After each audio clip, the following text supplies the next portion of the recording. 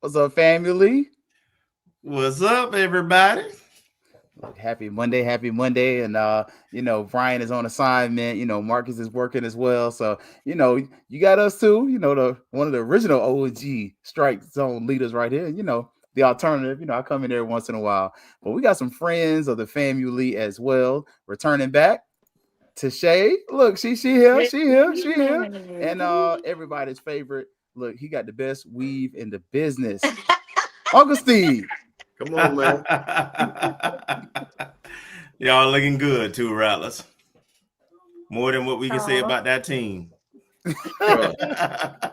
Yeah, they look good, all right. Good and terrible. Well, they gave us 2 quarters though. They did. Two of the best quarters of defense that we played in the last 2 years. And I told Jose that. I did tell him that. I did tell him that in the press conference. The best half of defensive football, needless to say, it didn't carry over to the second half. And of course, we're gonna talk about that. Oh, absolutely.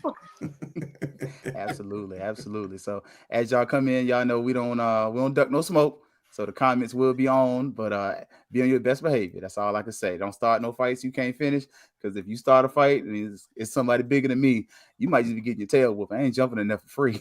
I'm sorry. But on Monday, after FAMU comes away with, a loss against probably the trash talking this group, but that has backed it up. They've earned the right to talk the trash. Absolutely. So you want to stop somebody from talking trash, you got to beat them. And in this case, the Rattlers did less than beat them. So kind of looking at there, we introduced everybody here. Quick recap. We're looking at a first half stats there. Uncle Steve, you started off. First half looked actually kind of promising. How did you feel about that first quarter there? Well, here was the thing. So I'm sitting on the sidelines. Of course, everybody knows I'm from Jackson. I'm literally standing in front of all the Sonic Boom of the South, all the Jackson State fans. Everybody screaming my name. Either you know me from Jackson or you know me from social media.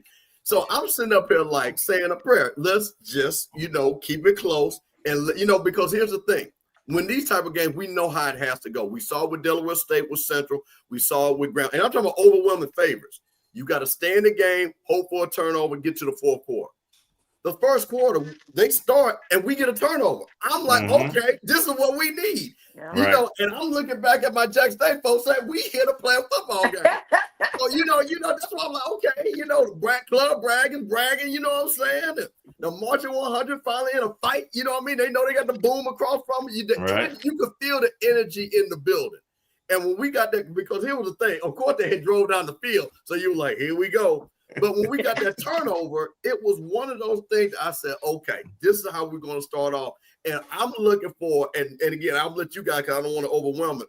I'm saying, now we're going to come with a big play. Needless to say, we did not. Yeah. I'll go, and I'll just say this.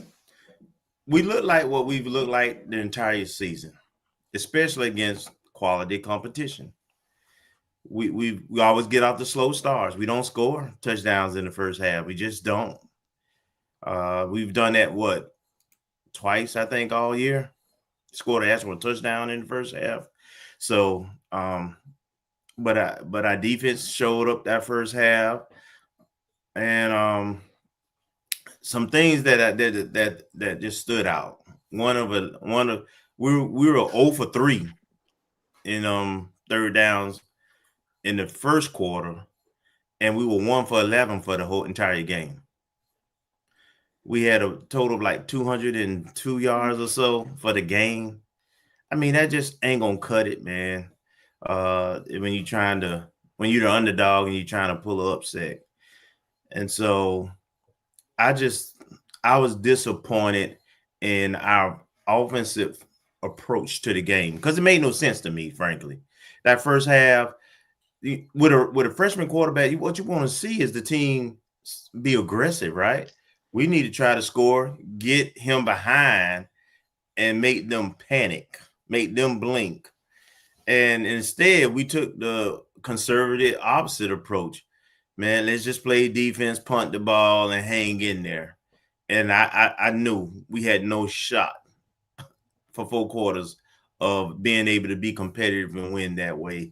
So, just the mindset of our offensive program. And then the last thing I'll say right here, our ability to adjust. I know we ain't got to the second half yet, but we've really had issues with making adjustments.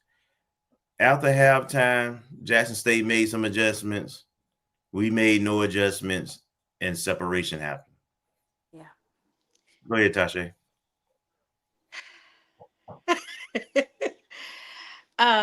So I have been a big proponent all year of us starting off. I know it's, especially defensive minded coaches, they want to start off on defense, right? Because they want to be able to get the ball after the half. But what I noticed, I had said it first, and then when it happened, I noticed that RJ would be able to kind of work his kinks out if we went out on offense first.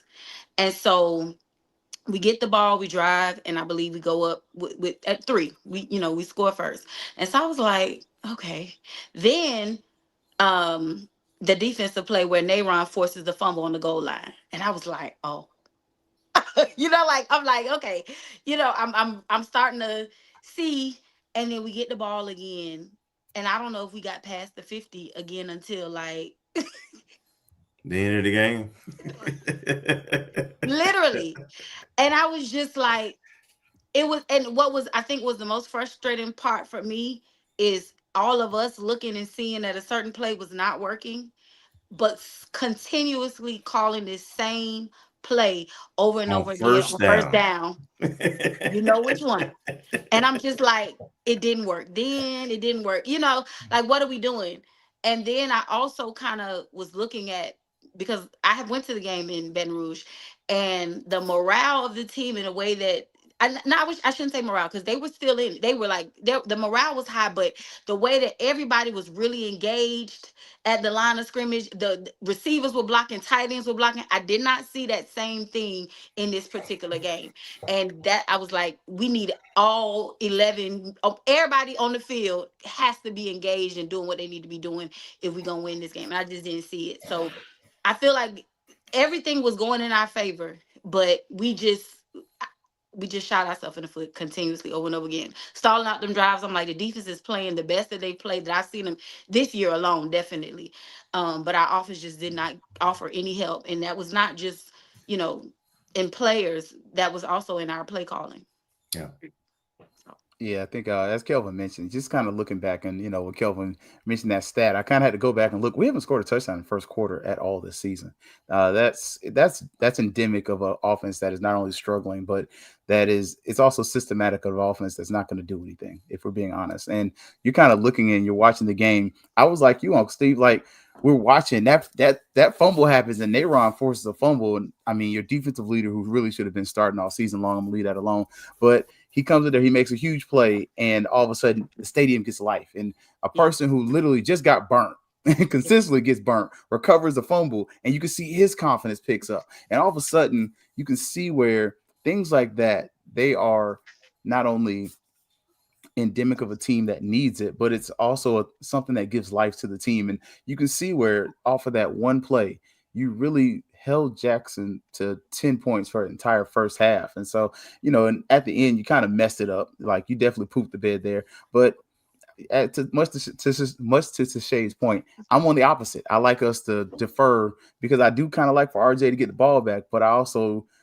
what happened at the end of halftime is why I love for us to kick the ball, because I felt like we were too conservative. And Gerald brought the point up in the press conference. Why didn't you try to be a little more aggressive? You're not getting the ball back going in the half. Why are you taking a knee? I mean, I understand you trying to be conservative, but scared money don't make money. And Amen. You have an offense that is overly conservative. You're running a halfback dive, halfback something up the middle, first down every play. The offense was scripted. Like, Kelvin was nice, but y'all know we don't duck smoke. And we're gonna tell you, and I'm gonna tell you if you're from Tallahassee, you know this name. Manley Woodson would say this all the time. I'm gonna tell it like a TS Tiz. And so, and Officer Manley Woodson would. And the offense was formulaic. First play, there was a run play up the middle. Second play, you had a pass. Third down, you threw a screen. Same plays for pretty much 3/4 of the game. So at first, did you have Jackson kind of on their heels a little bit, because much to, as Steve pointed out, their quarterback was showing all the mistakes that RJ has shown us for weeks. Yeah. Where it's like, hey, overthrowing guys, but you're not having turnovers, not making some of those mistakes. He made those mistakes. But then what you saw in the second half, much to Kelvin's point, was the adjustments started happening on their end. And on FAMU's side, you saw again where we made no adjustments, not only from the first quarter to the fourth quarter, but from game to game.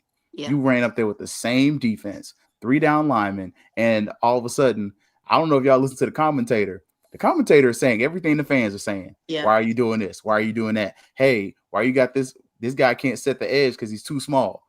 Like, and so it the worst part of watching the game, not in brag and listening to it as a fan at home, was everything we say here and we say in the stands. The commentator who played at Florida State with some of them folks said the same things we said. So I think, first half, it gave me a lot of hope, but in the end, I didn't see enough to really keep me excited, and it turned out to be a boring game if you're a FAMU fan. I want to make a point that you made, and I hear people in chat. You said, well, why didn't we do something with 18 seconds left? And I'm in this press conference, and Coach said, well, we don't want to get mine. See, listen, man, this is FAMU. If you trust and I'm going to say this because we got a lot of my Jack State folks in, I'm going to tell you the difference in the game. When you trust your quarterback, you will go out there and make plays.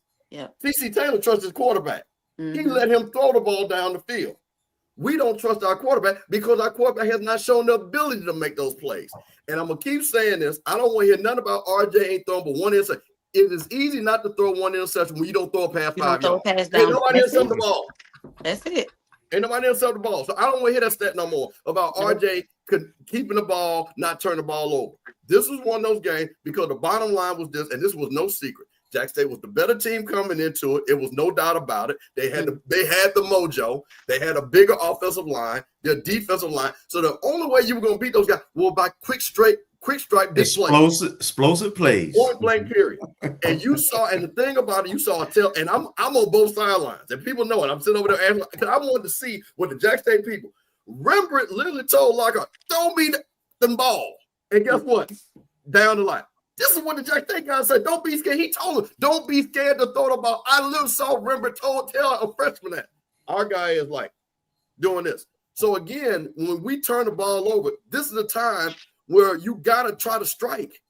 You got to try to strike. With that big play, hey, you know what? Because again, like Tasha say, like he said, it was so scripted. And Cozy said it. Well, we ran the ball consistently on first down. And I really don't know why we did it. You don't know why. Henry Burris is your coach. He know why. He didn't want to own it. He didn't want to own it. That's what it comes down to, man. So we don't open up the can of worms. Let's finish this thing up, right? Let's do it. So the reality is that our talent level can't overcome our coaching. So we have to be aggressive. Keith said, "Scared money don't make money." You dead on. Our only real shot was we have some guys who can make plays if they catch the ball in open field, get it to them. But from a coaching standpoint, let me just point some things out that we were doing offensively in our first half. So Jackson State has a pretty stout front seven, and they're pretty quick at linebacker and so forth. So why would you run side east west? We running tall sweeps to the short side of the field. I don't understand that.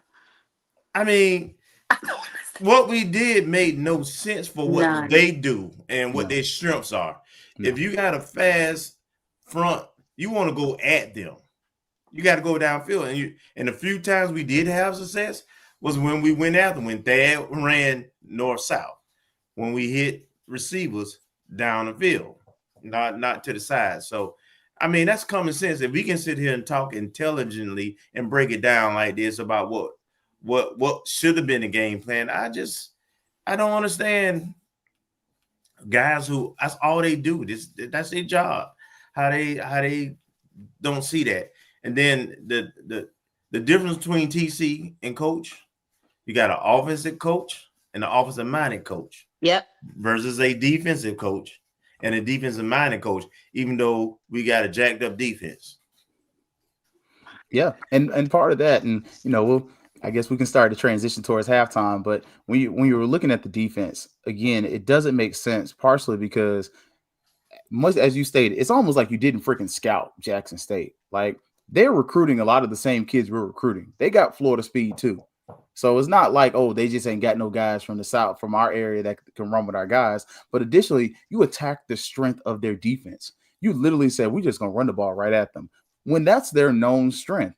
And additionally, like you said, you're running east-west instead of north-south. And we'll show some of the plays of us running north-south. But it's just like, you didn't scout this team. Like, and there's no way on this side of heaven you can lie and tell me that. Like, because it don't make good nonsense for a lot of what we did. Like, it was putting the cart before the horse, and that's me cleaning up saying something is A backwards. But you literally did that most of the game. Like, you're watching the concepts, you're watching what's happening. We had some good plays, but as you mentioned, our best plays happen when we attack that defense. And, going forward, if this is what we're going to see, man, we get a new athletic director in by the end of the week. It's going to be some tough conversations, and they're going to have a little powwow and do whatever Seminoles do. But one of them things these Seminoles is winning. And let's call a spade a spade.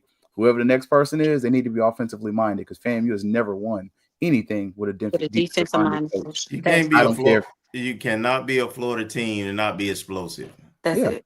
I mean, that's the bottom line. Florida's known for speed. Absolutely. And we need proven winners. Yeah. Absolutely.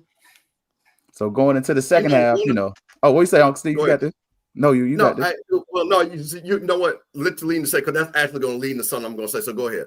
Okay, going to the second half, it was tight. Like, I mean, the game was, despite whatever anybody wants to say, it was 10-3. And honestly, FAMU could have done something more than that, but you have a fumble right before half, special teams wise, that kind of, is what it is.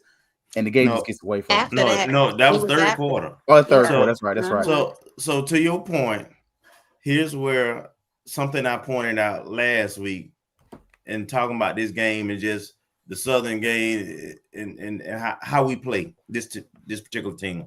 So we lost this game, first off, with the game plan that they came up with.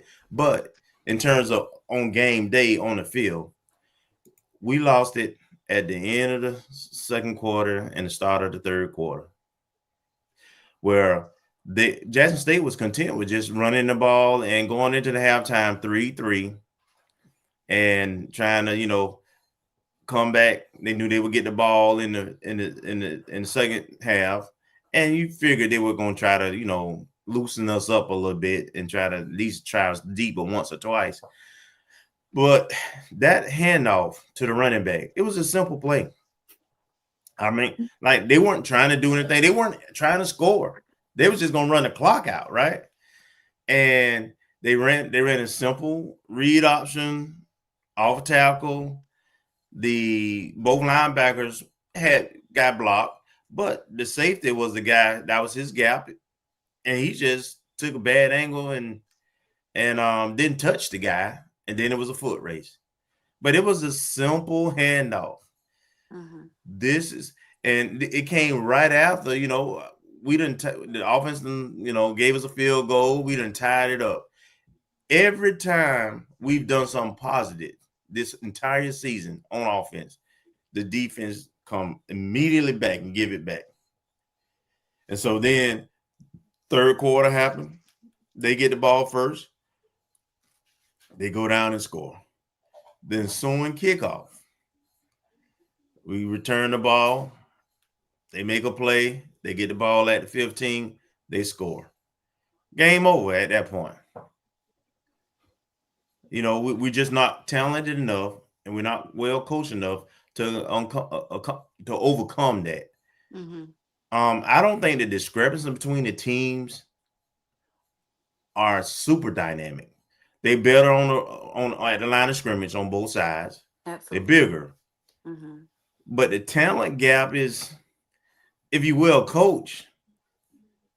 I mean, we can compete. It was supposed to be tied to half for a reason. It wasn't no accident.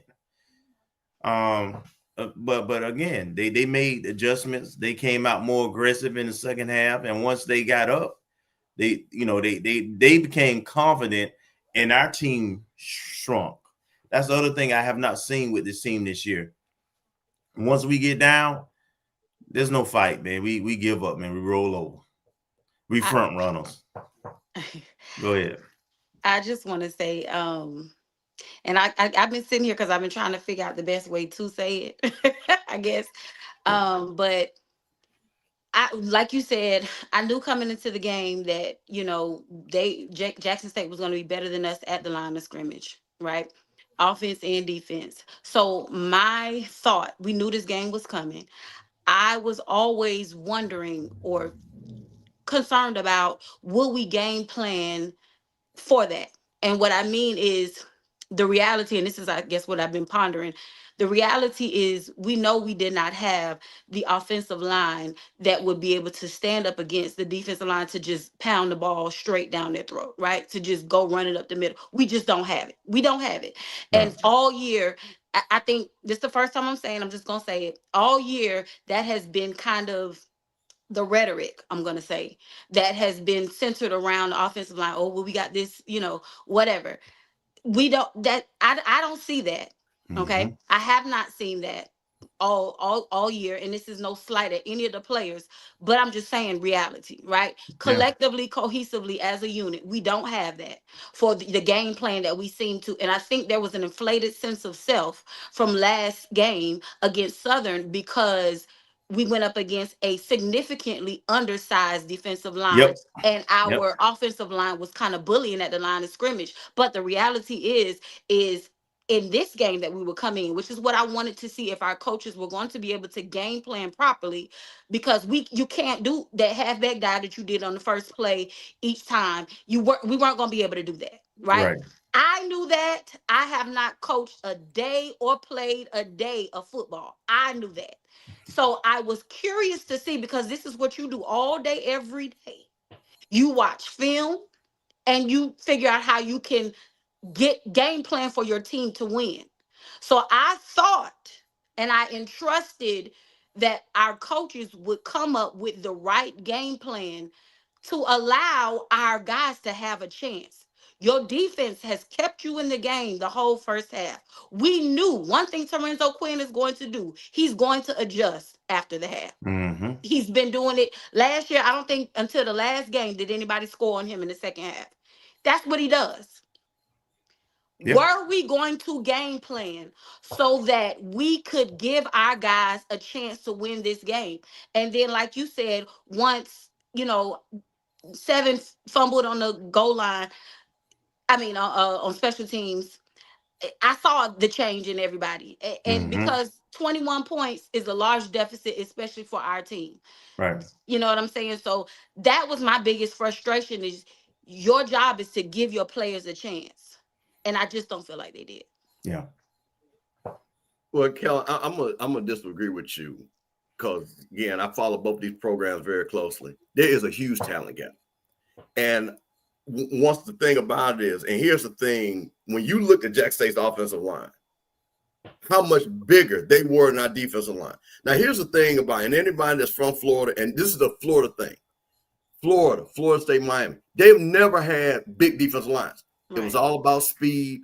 It was all about getting to the football. So the thing about, we never had big, but when I see a quarterback running from our defensive lineman, that wasn't going to happen with Isaiah Major. That wasn't going to happen with Anthony Dunn. That wasn't going to happen with General Hunt. That wasn't going to happen to Isaiah Major. Guys that could run the quarterback down, that can make plays in the backfield. You don't see that with this FAMU football team. So now you don't have the Florida trait of fast, and you don't have the biggest guys. That's a recipe for disaster. Because if we've got the fast guys, at least I can beat you to your play. And what was so funny, you're sitting up here looking at Ivory and those guys on defense, it looks like FAMU in the past. They're literally sitting back there when that short pitch play to Haley that everybody knew wasn't going to work. The guy was like, "You coming here? I'm already here, bro." Literally. So this is the thing what we're talking about, and that's why I'm going to let you get to it. Cozy said this in the press conference, and I don't know if it was a question or you was responding, so I guess it was a question.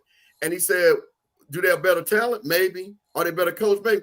Well, the next thing, 2 of them 3 things have something to do with you because you're recruiting the talent and you're the coach.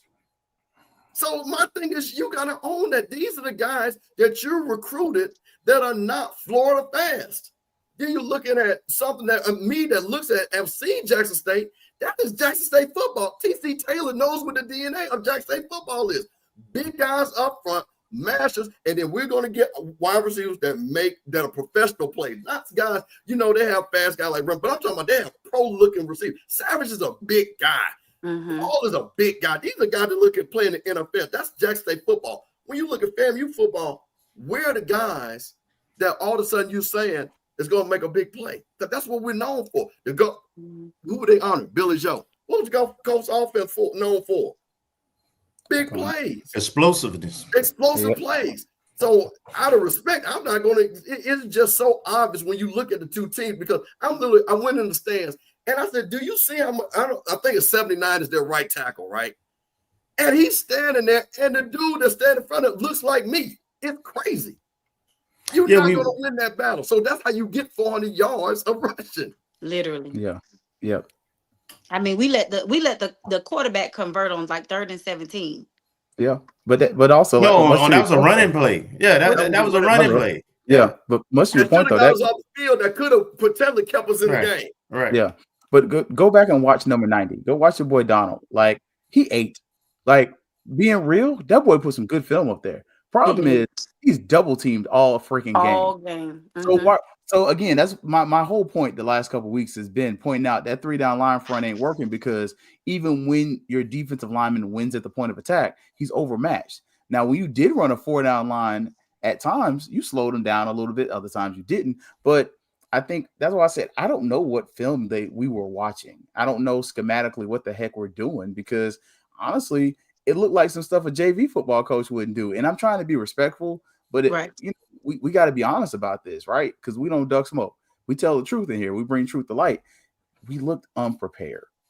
Mm-hmm. And even if you have less talent, that's where coaching comes in. Because we always talk about Bill Belichick and everything he did with the Patriots. One of the best things he did was he had receivers that were thrown away. He made them stars. Wes Welker. You look at some of these guys, granted, he had those monsters at tight ends, but he had Tom Brady, a late round pick who becomes what he becomes. Like, you start seeing with great coaches, they scheme it up. Like, you're not going to beat every team that's more talented than you, but go look at schools like Vanderbilt. Go look at these schools where the teams, they line up across from the team in front of them, and they're like, yeah, I can't beat you like this, but you know what I can do? I can use the speed, and I can get the ball to my guys in space. I can line it up. I can scheme it up so that the game's close, and I don't see any schematic advantage or anything. It looks like a schematic disadvantage every Saturday. So Tasha brought up the Southern game, and here's where the old coach in me, Steve, is why I said what I said. So the Southern game, and I said we needed to do nothing different for Jackson State that we did for Southern. One of the things we did at Southern, we ran 4 and 5 wides, but we put our receivers outside the hash. That spreaded the field and gave our guys who have speed, like a Haley, like a Rogers, Speedy Rogers, and those guys, lanes and angles that gave them an opportunity to give us those explosive plays downfield. This game, we did what we've done for the first 5 games where we were sucked. Even when we ran three receivers, we had them inside the hash, and was running bunch formations, right? Why would you bring all that front 7 inside the hash with no room and really expect to move the ball, running the ball, if that's what your intent? I mean, from a schematic and talent standpoint, it wasn't there. And unfortunately, we've seen that all year. And hey, the reality is we're at a point where a decision is going to have to be made moving forward. Hey, Kelvin, is that bad? I want to point something out because you're talking about coaching. And I'm going to go back to something simple. You got Haley, right? We know he's a very fast guy. Give credit to Jackson State's front seven. It's kind of not working. But here's the thing, and you guys, and we all gonna remember this. It's one play that we literally won the Southern game, and it's one play that literally won. Why are we not running out and up with Haley and get one of their linebackers to cover this man one-on-one? We literally won the Celebration Bowl with Kevin Dean with that play. And I think that was Jennings when we ran against Southern, when we ran the same out and out play. That was wide open. I'm sitting up and looking at this is something where, okay, we can't, let's get them in here. To your point, let's have them think we're getting ready to do this, and let's run the out and up with the kid. We ain't done that at all. We ain't did that. We did. He dropped the pass. We did at FAU. Thad Franklin dropped the pass. RJ threw it. Okay, we missed, and RJ has missed that wheel route multiple times. It is just, that's what I'm saying. To your point, if you're going to, here's the thing, and I want to overtalk. Yeah. But you made such a point.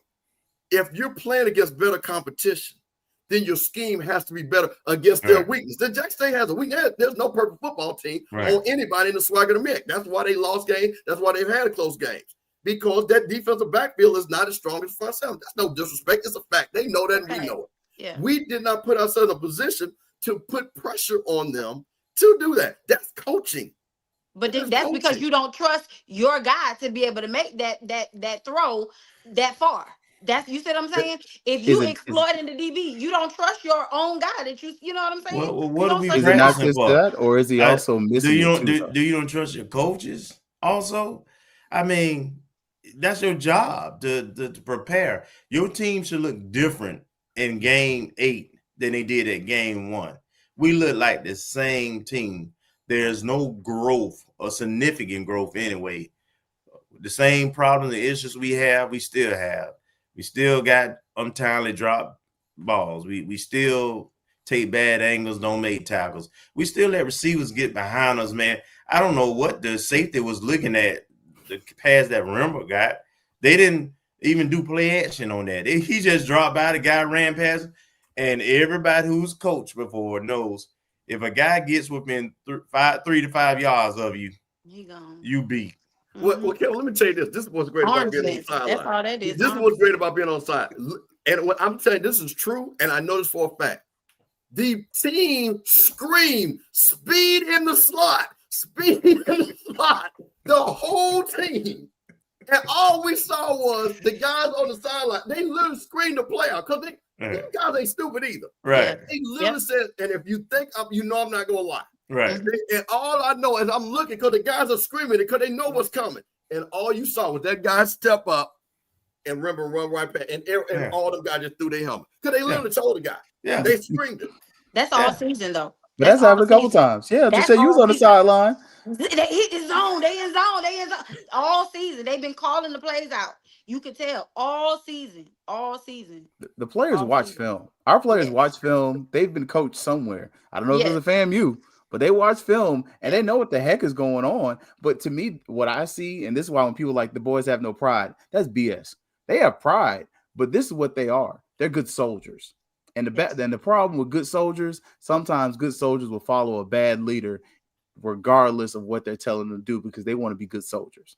And I see a lot of times, and I'm not saying our leadership is bad, but when a coach says, I didn't put them in the best position to succeed, I have no choice but to agree. Because I've been seeing that the same thing, and you're seeing it yourself. And go watch the fourth quarter. It's a hard watch.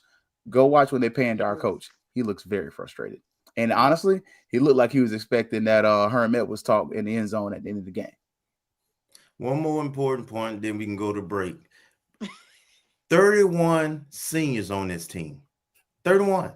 Yeah. Do you know that 22 of them are on the defensive side of the ball? Seniors are grad students. Do you know we lose pretty much this entire defense, linebackers line, they backups, the secondary? But and we average giving up 30 plus points a game. Come on. I'm gonna ask you a question. How many of those seniors have been with us 3 years or longer? Facts. About 15. I know it's transfer 15 to 20. Okay. So when I hear them saying they're seniors and I'm proud of the young men, they're getting a degree from Florida A&M. So they are Florida A&M, they will be Florida A&M graduates. But there's a difference between a Florida A&M football player and being a Rattler. And this is the thing about it. So when you talk about those guys, They didn't go through those wars that played Jackson State 7-6, 59-3, win a championship. Because they would have been freshmen or redshirt freshmen. You see what I'm saying? And at least that 59-3 season, which would have said, hey, we can play with these guys because we beat them next year. None of those guys were there. So they don't even know what, to your point, of standing in there with that crowd going crazy, with the Sonic Boom who have been there 30 years. The Marching 100 is A on A game. You got all these people here. And to your point, hey, we just graduated. There's a difference, man. And I'm going to tell you this, and I'm going to say this again. When you go look at it, and I'm not, because again, we talk about the school, go look at these guys that graduated. Them guys been there. They know what it feels like. And TC Taylor, and I'm going to say this, and I'm going to say this out loud. When you come from it, you understand it. We ain't FSU. I'm saying this real loud. We're not FSU. You want people that want, you see FAMU's win for everybody? Mm-hmm. We ain't. And there's a difference when you go to Central, and I interviewed these coaches, so people can't tell me I've talked to these coaches. Mm-hmm. You know what, TC? I won't get guys from Mississippi. I won't get guys to understand what Jack State is. That's what he said on my show. Trey Oliver, my guy, I don't do that portal stuff. I get walk-ons. I get high school guys. Because both of those teams, you're seeing the same thing. You're going to start seeing things with Sean Jackson, getting guys that want to be at Delaware, not end up at Delaware. See, we got guys that ended up at FAMU. That's good. So I'm going to leave it at that. Yeah, and we do have a few though. You know, Nayron, he was definitely there. I got a picture of him, and at Celebration Bowl. But you're right, a lot of those guys, they haven't been here more than 2 years, so they missed that experience of the Celebration Bowl. And most of them that come to FAMU, they enjoy the FAMU experience. But I do feel like they've been cheated a little bit with this experience under this regime. Right, because we talk about what the coaches don't. I mean, what players don't know, but a lot of that coaching staff don't know either. They not FAMU. And what I mean is not graduates of FAMU, but understanding and responding and making sure that their players and their team understand that, wearing that orange or green is a privilege. And it's not just expectations. It's about excellence. You got to perform. All right, Keith. We don't go it out. All right, y'all. So look, we've talked about it. We were about to hit break, man. Fourth quarter, FAMU loses to Jackson State. We're gonna give y'all a good 2-minute break. That way, y'all can get to the restroom, warm food, everything like that. And when we come back, we're gonna be talking about what you see is what you get. Talked about some of the plays, but we're gonna view them and kind of see what we see. And we got some football experts here, so we're gonna let them talk about it and break it down the film. All right, y'all. We're back here Monday night review. ONG Strike Zone, FangsUp, Fang Exchange. Uncle Steve, the Coaches Review Show. Look, you got big shots up here today, man. Y'all better hang on. Come back after the break. This is the Dean of the College of HBCU Sports, Kenyatta Cavill of Dr. Cavill's Inside the HBCU Sports Lab with Mike Washington and Charles Bishop. Come mix it up in the lab where the course lecture is in session every Tuesday from 6 o'clock p.m. Central Standard Time on Facebook Live, YouTube Spreaker, or the BCSN app, as we discuss all things about the HBCU sports culture, including exploring the week that was in the sporting HBCU diaspora, as well as the upcoming week of HBCU sports. With me, the Dean, the College of HBCU Sports, on Dr. Cavill's Inside the HBCU Sports Lab with Mike Washington and Charles Bishop. Course lecture dismissed.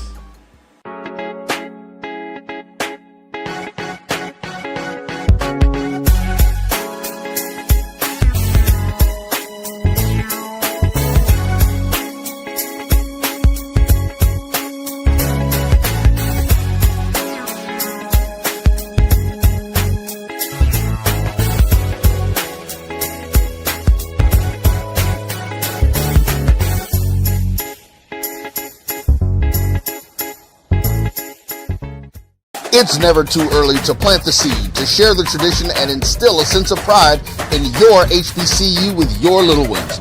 HBCU Pride and Joy Children's Boutique helps you share your school spirit with a wide selection of adorable kids apparel and accessories officially licensed from your favorite HBCU.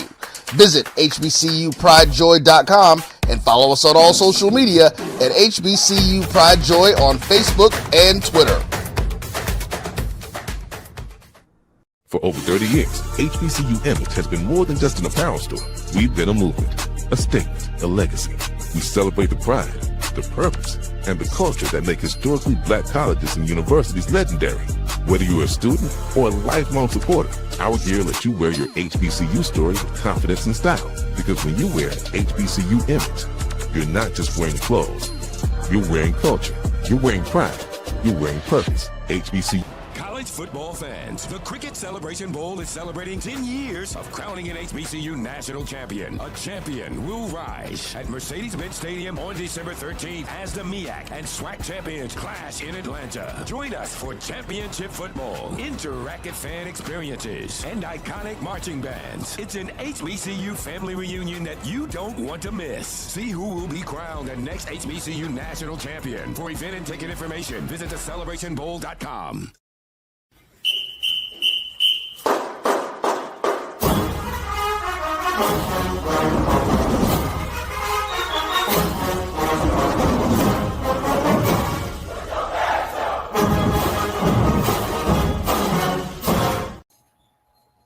All right. We back. And look, Keith, you know. Can I respond to something real quick? Absolutely. I ain't been checking the comments. Okay, so listen. Okay, little history lesson. First of all, when Billy Joe was coaching, you could not transfer. You had to sit out unless you transferred down. So we did not have 40 and 50 transfers. Okay.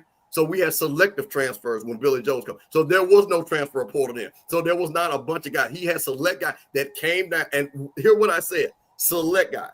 The same thing with Coach Simmons. These were guys that he actually recruited to come to FAMU that didn't come to FAMU. He said, come back to Tallahassee.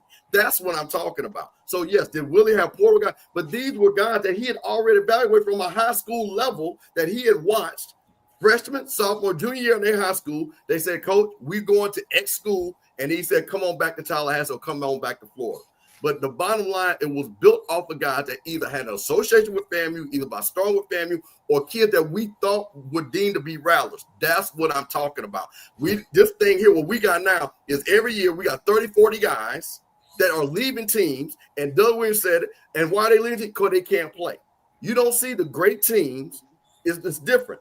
Jackson State, smart. They got 4, 5, 6 guys. You get a Savage. You get a Quincy Ivory. You get a Rembrandt. Guys that actually played. Okay, you go look at Central. You go look at those guys that actually play. We get 1 or 2 guys, but when you're getting 30 to 40 guys, that is not building culture.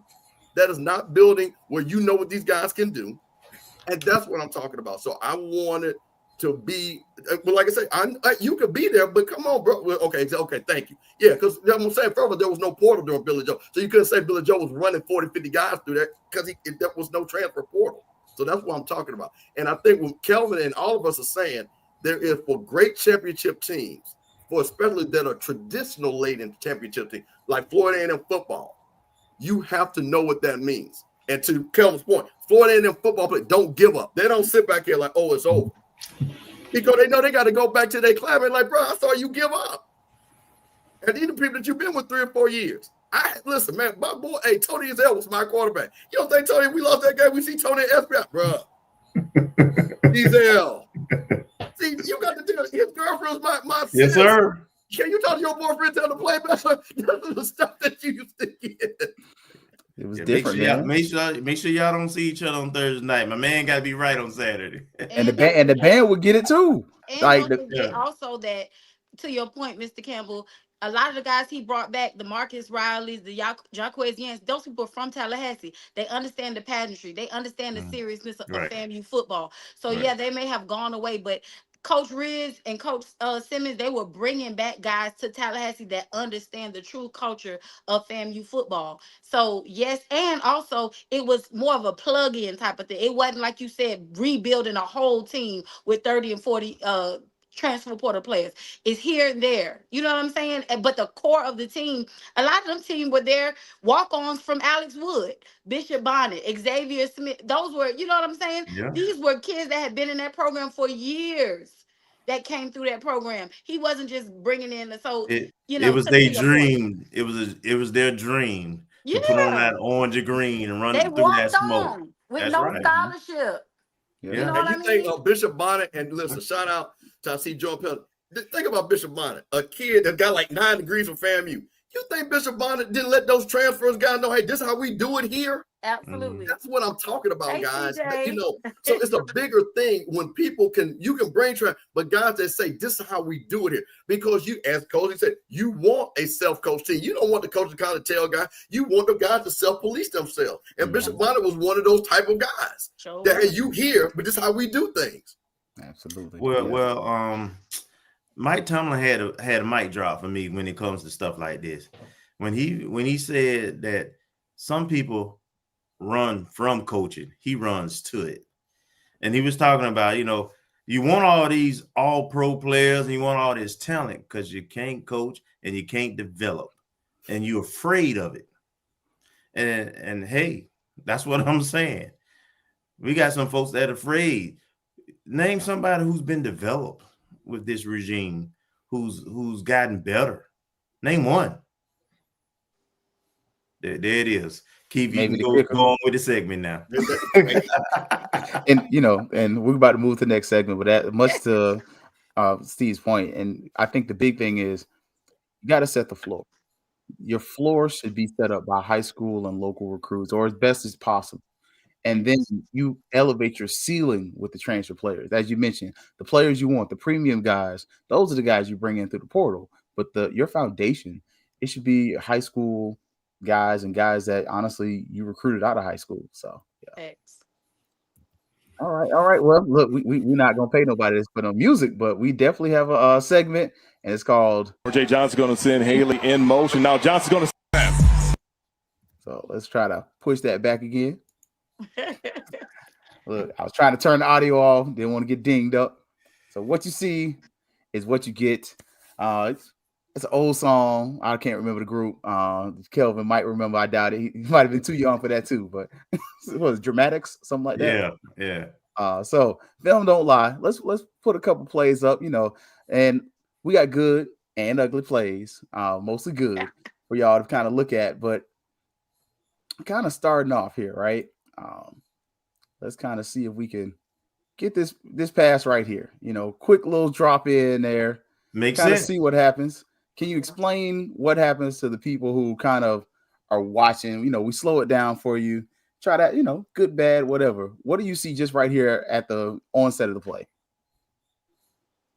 Well, so we got a guy coming over in motion, and we got the line blocking. So we trying to influence the defense to go opposite of where the play is going to counter. You see that Haley, the running back, is sneaking out, and it's not exactly a wheel route. He's sneaking out for a little quick out against but it's really a counter to the play action, and we're influencing the defense, and we also got them outnumbered on that weak side there.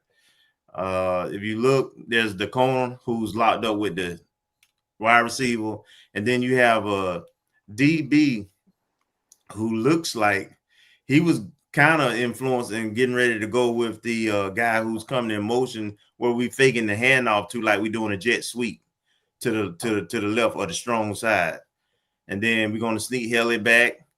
We get pressure. The end is unblocked. The quarterback has to account for him. RJ accounts for him, sees him, and gets the ball out of his hand quickly and gets the ball to Haley so he can do something with it, score. Smart play. Very smart. Simple. But this goes back to what I'm saying. Get the guy in open space, right? What did I say about the running back? Put him in the pass pattern. Mm-hmm. That's where potentially you have this literally is what I was talking about. Yeah. So, okay, you can't run the ball up the middle. Let's put them in something where they got to think, who can he make a play with? Because he's not going to run. And that's what you see. As you said, the guy made one step. Well, I guess his right, our left. And that was it. That was it. He's out of position. Yeah. Out of position. Yeah. Yeah, and I think the other thing with this, honestly, RJ has no other read. Like when I was looking at it, I was like, oh man, this play, it's really a halfback counter play, right? But the other thing, when you look right here, look at the receivers. They're blocking. They're not running routes. RJ has no other read. It's either going to him or that was nobody else. Yeah. And it was a great play call. Yeah. And he wouldn't have had time probably read anybody. He was gonna get sacked if he didn't get rid of it. Yeah. But here's the thing, though. To your point, Keith and Kelvin, here's the thing: that plays are set up for that to happen. That just say, listen, this guy's going to come unblocked. Yeah. Here's what should happen if everybody does, as the great words of the say, do your job. Yeah. If you do your job, this guy should be open. Yep. So you see this a lot because you're not going to block. Sometimes you got to give up something to set something up. So this is one of those plays, and this what and credit to RJ, he made the throw. So so that's why I'm not mad at it. But you got to that point, you got to make the throw. Yep, absolutely. I think they tried that play one other time and they dropped it in the end zone in that game. Let's go to closer to the beginning of the game right here. Kind of putting this on the other side. We talked about kind of the running up the middle, right? And it worked on this play. Yeah, run at him. What worked about this when you're looking at it, just as far as some of what you're already pointing at earlier, Kelvin? Where were the receivers positioned at, and how does that really help this play succeed? Yeah, we outside the hash on this play with our receivers, which give us some space. And then as you run the play and you see the line pull, everybody's engaged. Everybody got a helmet on a helmet. Yep. So the only play, unless somebody slides off a block, the only person who was going to be able to make a play is your linebackers. And so the line did a pretty good job of and our offensive line. That's the thing that's so frustrating about it. Our offensive line is not small. Those guys average 6'5", 300 pounds, man. But and they all seniors. That's the other group. I told you that 22 of the seniors out of the 31 was defense. The rest of are offensive linemen and tight end, and of course Thad. Why don't we have consistency out of this group? I just don't get. I don't know it. I don't get it. But on this play, you got helmet on a helmet. We got them spread out. These are the kind of run plays we should have been running. Not anything outside the hash, because Jackson State was going to run that down, or they were going to just keep outside containment and push spreaders out to the sideline. So you had to run at them. And I think too, two things happened well on this play that didn't work so well other times. It was the vision and him getting through the hole quick once it opened, because it was closing up quick. Running downhill. Yeah. He got through that hole quick enough, and he saw it quick enough when it opened up, because that was what I saw a lot all night. I understand, you got to run at him, but the hole was closing up so quick because we're not gonna win that line of scrimmage battle, right? So when it's opening up and you see your gap, you got to take it. And I think that he saw this one perfectly. And now one thing Thad is gonna do, one defender not gonna take him down. He gonna drag one or two so he can get that extra yardage. And I think that's what we were able to get so much on this one. And it didn't work other times because sometimes he stumbles a little bit. You know what I mean? Like he kind of, he's not explosive. Yeah, he stumbles a little bit. But this time he saw his gap, he went for it, and he got some good yardage on that one. So, and we got a face mask on that one. Yes. And he did. But he got a face mask. Yeah. But this is the thing, and you're going to hear Coach Cole talk about this. Where's the defense at? Where's your advantage? We outnumbered them when we run the play. So that's the thing about it. If you look at how they're lined up, we've got three guys plus the guy coming down here. I'm pointing like I got the telestrator. But the guy responsible that's coming up the hole is the safety. That's his job. So you're already set up for success on that play. And these are things that, again, when you're sitting up there setting up plays, so maybe that was a look that Jackson State saw. Okay, we think they're going to run this way. To your point, two receivers to the short side of the field. We've got the ultimate advantage because we've got 3-on-2 on there. So these are things. Are we setting up these plays now to the point where I said, when you run this play, do you come back and set up for play action? That's the thing about it, the rhythm of calling your plays. We don't have a rhyme and rhythm. You hear Coach saying, we ran the first down every time. Well, if this was first down again, because this is first and 10, right? Mm-hmm. Guess what I'm doing? On first and 10, I'm giving you the same look. And like Tasha said, I'm running play action. I'm pulling it out. Yeah. I'm running a bootleg, pass option, downfield, something. Yeah. So that's we're going away from our tendencies. Yeah, because the quarterback, if you watch this play, look at the quarterback and look at the defense. Yeah. Nobody's paying attention to him. Nope. That's what happened when he ran that ball in against Southern. They Yep. dropped zero coverage, and he went untouched. Yeah. And I think the other thing, I love you when you called it, Steve, the helmet to the helmet. When Kelvin said that, I was like, wait, we had 6 offensive linemen on that play. Like you actually did scheme to say we know this is a deficiency, but much to your point, look at this play and where RJ is. If RJ holds this ball, all of a sudden, and he runs to the left, that's a whole nother play. And heavens forbid you kind of action out of that and had the receiver kind of fake like he's blocking and run down. Right. That's 3 plays out of 1 play. Yeah. So I think sometimes we're too smart, and sometimes we just too dumb. Did we run that play where RJ put 28, what's his name? Haley. Where he put him in motion and then he ran the ball. Did we? I don't remember seeing us run that play. Did we try that one? I can't recall it. I don't think we did. And it worked. It worked like a charm. Now maybe they figured, that he might try it, but I just saw a lot. We didn't. I just don't understand that. Put the ball in your playmaker's hand and let them have an opportunity to make explosive plays. It's just that's all RJ did in high school. Yeah. I'm from where RJ is from. He went to the school that I teach at his rival school. That's all he did in high school. He ran the ball as a quarterback. That's all he did in high school. I just don't understand. On the other side of the world. I want to ask you one other question, though, but I want to bring a point where you talked about the senior offensive lineman. But here's the problem with that.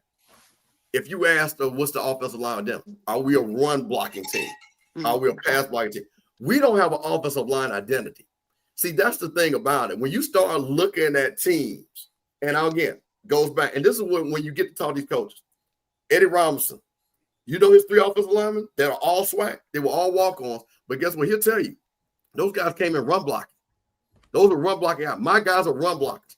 Kind of probably say that about Jack State. They do it very well at pass block. But, hey, their bread and butter is we're going to put you on your ass and run the ball. Mm-hmm. You see what I'm saying? You look at Central. Central more of a finesse offensive line. Not as big, better pass blockers. So the thing about it is, this is the schizophrenic thing about this team is, again, you got to have an identity with your offensive line. You're either this or you're that. It's very few times in college that you're both. And that's the thing about it. So when you see this, we're not powerful enough, and then we're not finesse enough, again, to hold up on the pass block. And that's where you see that. And to your point, Steve, you look at the weight room we have, you look at the body makeup of our line. They're long. They're tall. They ain't particularly muscular. They're not particularly big, oversized. They're not particularly athletic. They in the middle. Yeah. And that's the way we look. Near the bottom of the middle. So looking at on the other side, we can't just show FAMU plays.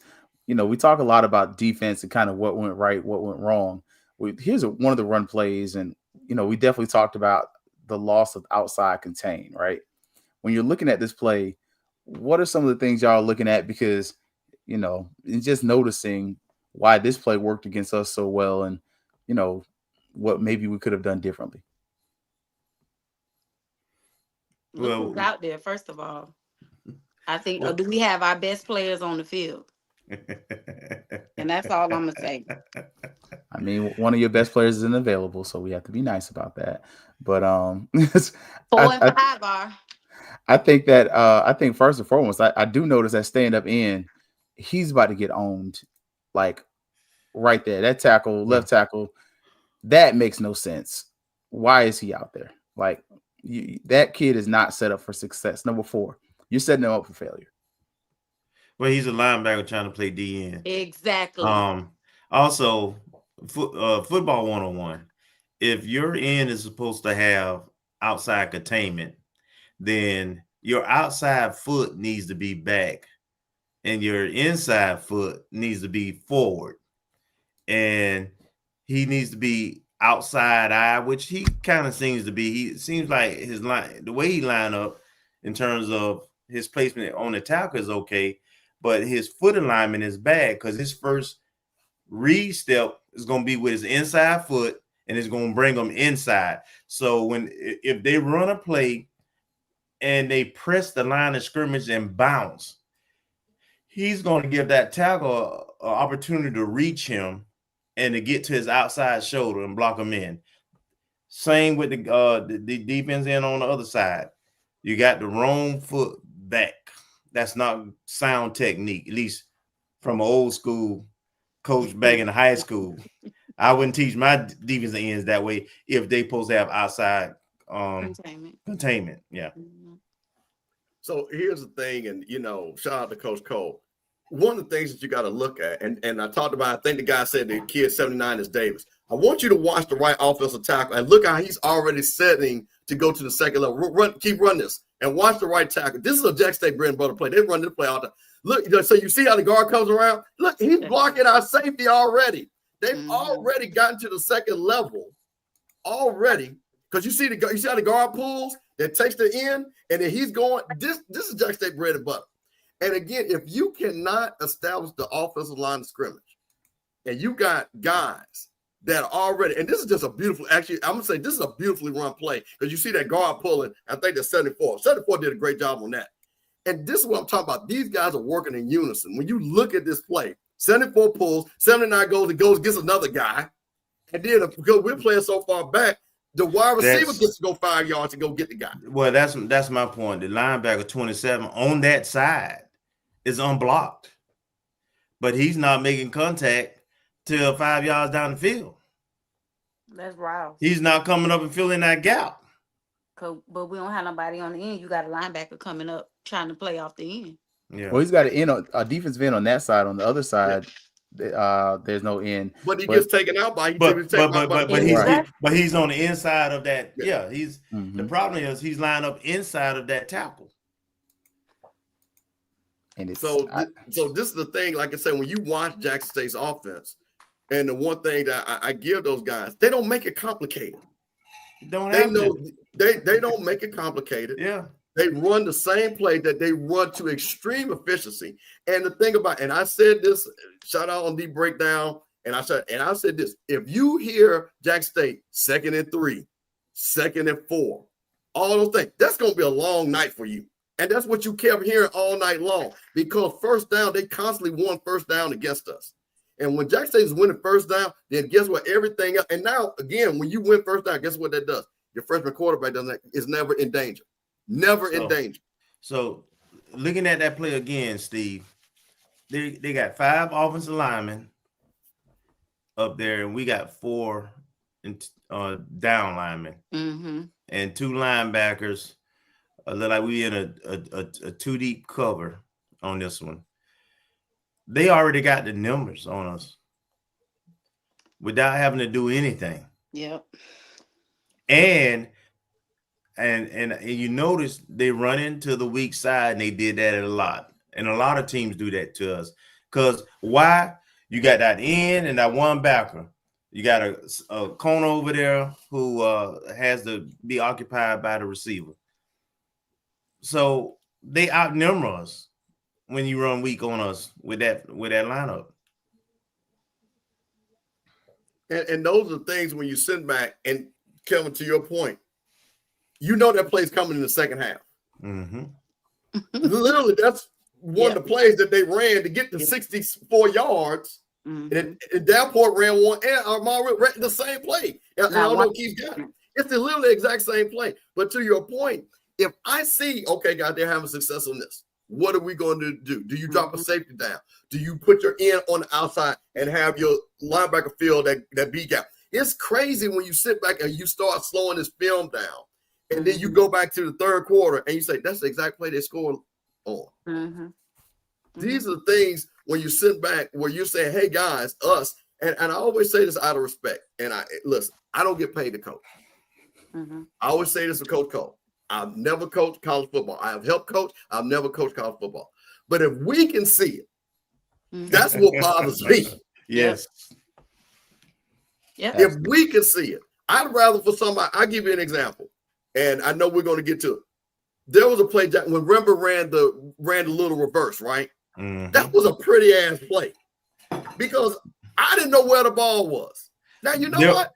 I wouldn't see how to defend that. But there was number 6 sitting right there unblocked, and he didn't know where the doggone ball was either. He watched him run right past him. And this is the thing about coaching. They're looking at our tendency, and they say, you know what? This is going to work. We're going to run this. And this, man, again, is not a disrespect to ask the question of to be better. And I think that's what we have in this space is, people just come and say, you ain't this, you ain't that. Nobody's calling your name. But we're questioning, to your point, are you putting your players in the best position to succeed? And when they're not succeeding, what is the adjustment? Because you know if it worked once, they're going to try it twice. Precisely. So I just had to point that out because, it's just crazy. Yeah. Last one so we can get to the good, the bad, and the ugly in our school grades because normally we don't, but look, good conversation, man. And, I think some of this is cathartic. So last play right here, definitely not in our favor, but let me see. This is the one I wanted. Nope. That's not the one I wanted. Make sure. Another play where we running at them, though. That was the only way we was going to have success. That was that. Yeah, that was that. Did I forget to put it in there? I might have left it off there. Let me see. But what's crazy, and I'll say this as you get into the next slide, and you're looking at that score, 24-9, and you think about what could have been, Kelvin, to your point, we really should have been 3-3 going into the half. Mm-hmm. Where you sit back and you make adjustments. Okay, guys, we've seen what they're going to run. It looks like they're not going to throw it 30, 40 times a game. Quarterback can make throws, but again, we know who their guy is. I mean, and again, Paul is great, and Dupree is great, but you got to live or die by something. Yeah, they remember got his scholarship to Jackson State off of us. Okay, I'm not letting that guy get a master's degree off of us. All right, not happening. So Dupree, Savage, them guys, they got to do it. They got to make plays. Here from Florida is not going to do it. You follow him wherever we go. That's the one. That's the one I'm talking about. I knew I had it ready. So I'm like, what was that guy looking at? So already, look where he at. Look, he's in position, but he gonna squat. He gonna sit down on a route. Rimba didn't even make a good move, to be honest. He didn't act like he was gonna run a curl. He kept running. He ran right past him. He ran through the zone. Literally, he just ran through the zone. Just terrible technique. Where was he going? He got deep responsibility. There was nobody in the middle of the field for him to come up. There's no receiver in the middle of the field. Why would he care? This is to me, this is what you say film study, right? Yes. This is something that they've seen 17 do. And they say, you know what? Yep, you're right. We're going to run this curl and up route, right? Yep. And of course, he dipped in and turned them totally way around.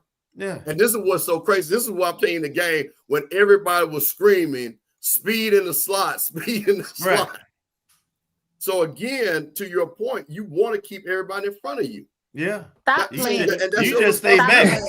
Yeah, you just stay back. Yeah. You good to check. Stop playing it. I'm Steven. Every time you go, stop playing it. I think the crazy part was just and honestly, some of it is a response to us saying, all right, we're good on seeing all the man-to-man coverage, but then you show that kind of zone defense and you're like, well, maybe that's why you're running so much man-to-man. Can you not run zone? I mean, I just watched that play and I was like, what the heck was going on there? The one where he dropped it. They dropped that. Is that the same route? Did they drop that same route earlier in the game? When RJ threw the deep ball to 7. Oh, he dropped it. And true content, but see, and this kind of goes, as they say, all 11 men working together. Mm-hmm. When you don't have a pass rush and the kid is comfortable, he knows what his read is. Mm-hmm. He feels confident because he's practiced this. And I'm going to say this too, man. And listen, and then my check say, Lockhart, that kid going to be special. And that kid's going to be the next Shannon Board. But he's not going to be Superman Kent. He's not going to be throwing here Casey Terrell throwing 440. But that kid is going to be so consistent for 4 years. He is going to win so many games at Jackson State. And I'm telling FAMU folks right now, that kid right there is not going to lose games because he's not going to make mistakes to lose. See, that's the difference. He's not going to make mistakes, but he's going to make plays to win games. The thing what we're asking RJ to do is throw the ball past 5 yards to try to win the game. That's the thing about it. You can't average 4.6 yards of reception. That's not going to work in no shape, form, or fashion. Let's get to our next segment so we can, because we normally run it. We run a little long, so we're gonna make it move fast. Let's get to the good, the bad, and the ugly. So going into this game, you got those three things. We'll start with the ugly part first, so that way we can have something to glow about, right? What was ugly about this game for you? The ugly for me is, and I'll just jump in. The ugly is, this is the third game at Bragg. We've lost and we've given up 40+ points. That's the ugly. Bragg is just a stadium right now with this team. We're not even competitive against the top programs, HBCUs. And that is something FAMU has never seen. We've lost in Bragg 3 times, but we've never gave up 40 points and lost in Bragg in the same season. Ever. Unacceptable. So that's the ugly for me. The ugly for me, I think we had 73 yards of offense, something like that. That's the ugly for me. I think at the half we had 62 yards of offense, maybe, or something insane like that. That's unacceptable. Unacceptable. Well, the ugly for me was being from Jackson, Mississippi, and having a bunch of people in the stands saying, Campbell, Steve, Mr. Campbell, look at the score. We whooped y'all behinds. See you in Jackson next year. That was the ugly for me. Because when you got so many people that know you, that literally are coming down, taking pictures of you and the scoreboard, that's not a good feeling. And for me, I always told people this family should have always been in the SWAC. Yeah. That game, the energy, the sonic boom in the South, the Jack State fans, the FAMU fans, it was all put together for it to be a great game. And to look up, and like Kelvin said, and I've been around a long time. I remember when Jack State played FAMU in the playoffs in 78. So I understand what these two schools mean.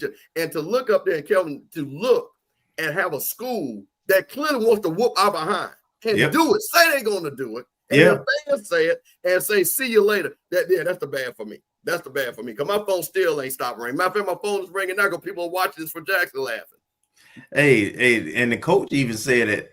I was watching the replay, and I didn't realize coach told him nobody on their defense scares us. Nobody. TC said nobody. The lady asked, and TC said nobody. Oh man, that's embarrassing. That is.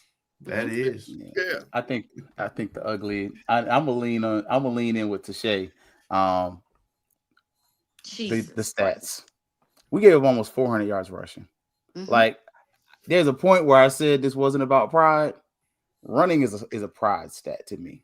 You don't let a mofo run in your house for almost 400 yards. Their starting halfback was approaching 100 yards going into the first quarter. Yep. We gave up almost 500 yards in total offense. Like 400, if they had 4 more yards, we talking 500 yards in offense.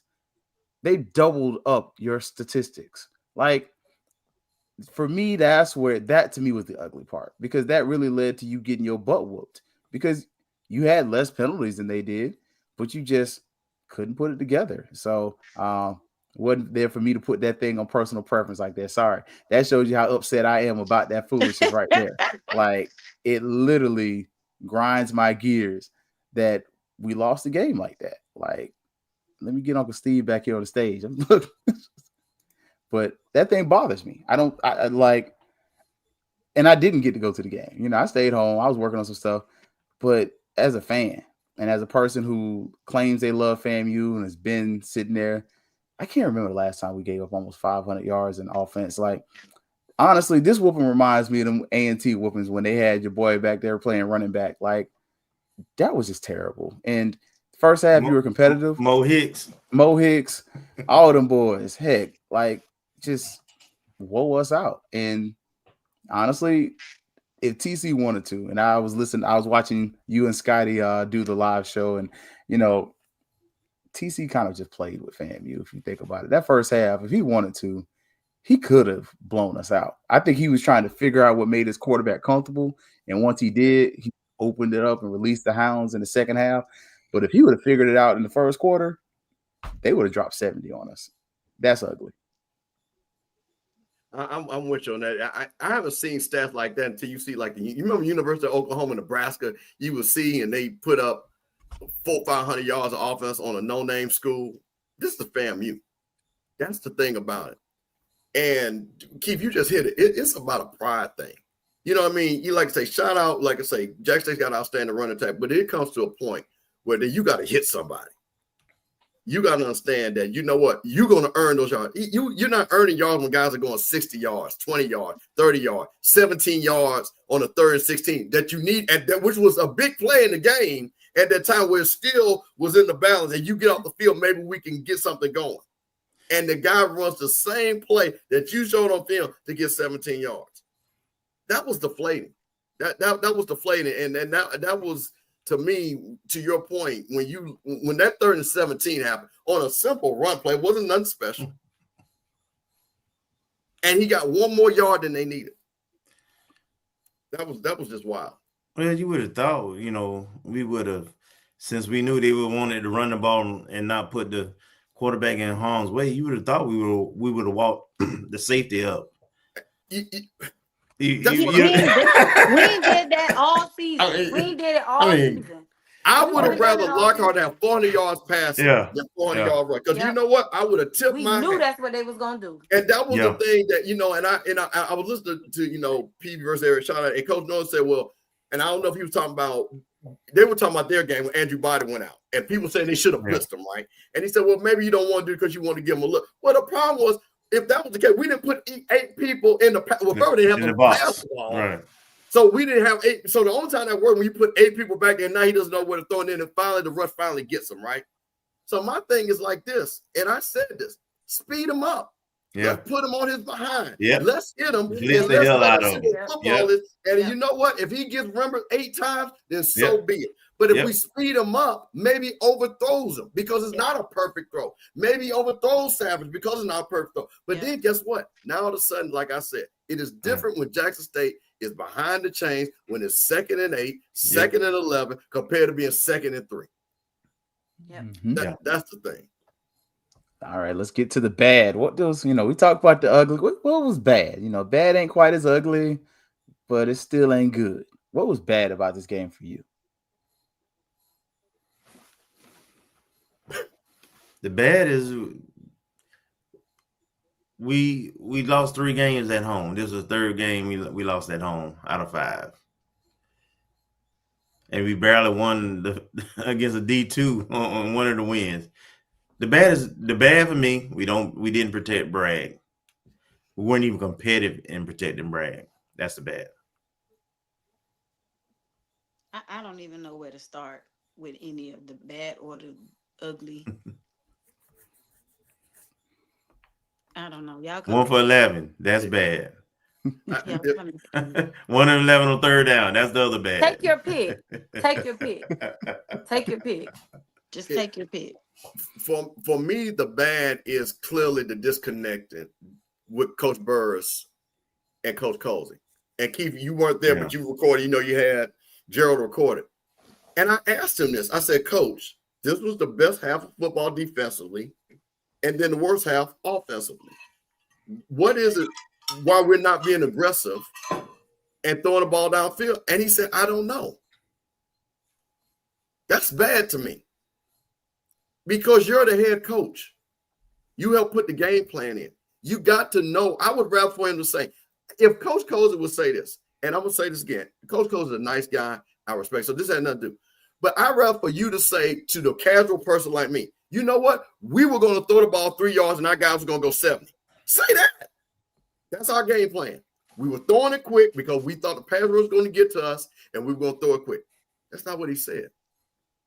That's my thing, because at least I'm going to know why I did. And if I fail, at least I can tell you why I failed. You know what? We thought we could go quick against FAMU. Against Jack State, we thought we couldn't go deep. We went quick. That's the reason why RJ had the 3 yards of cloud dust passes.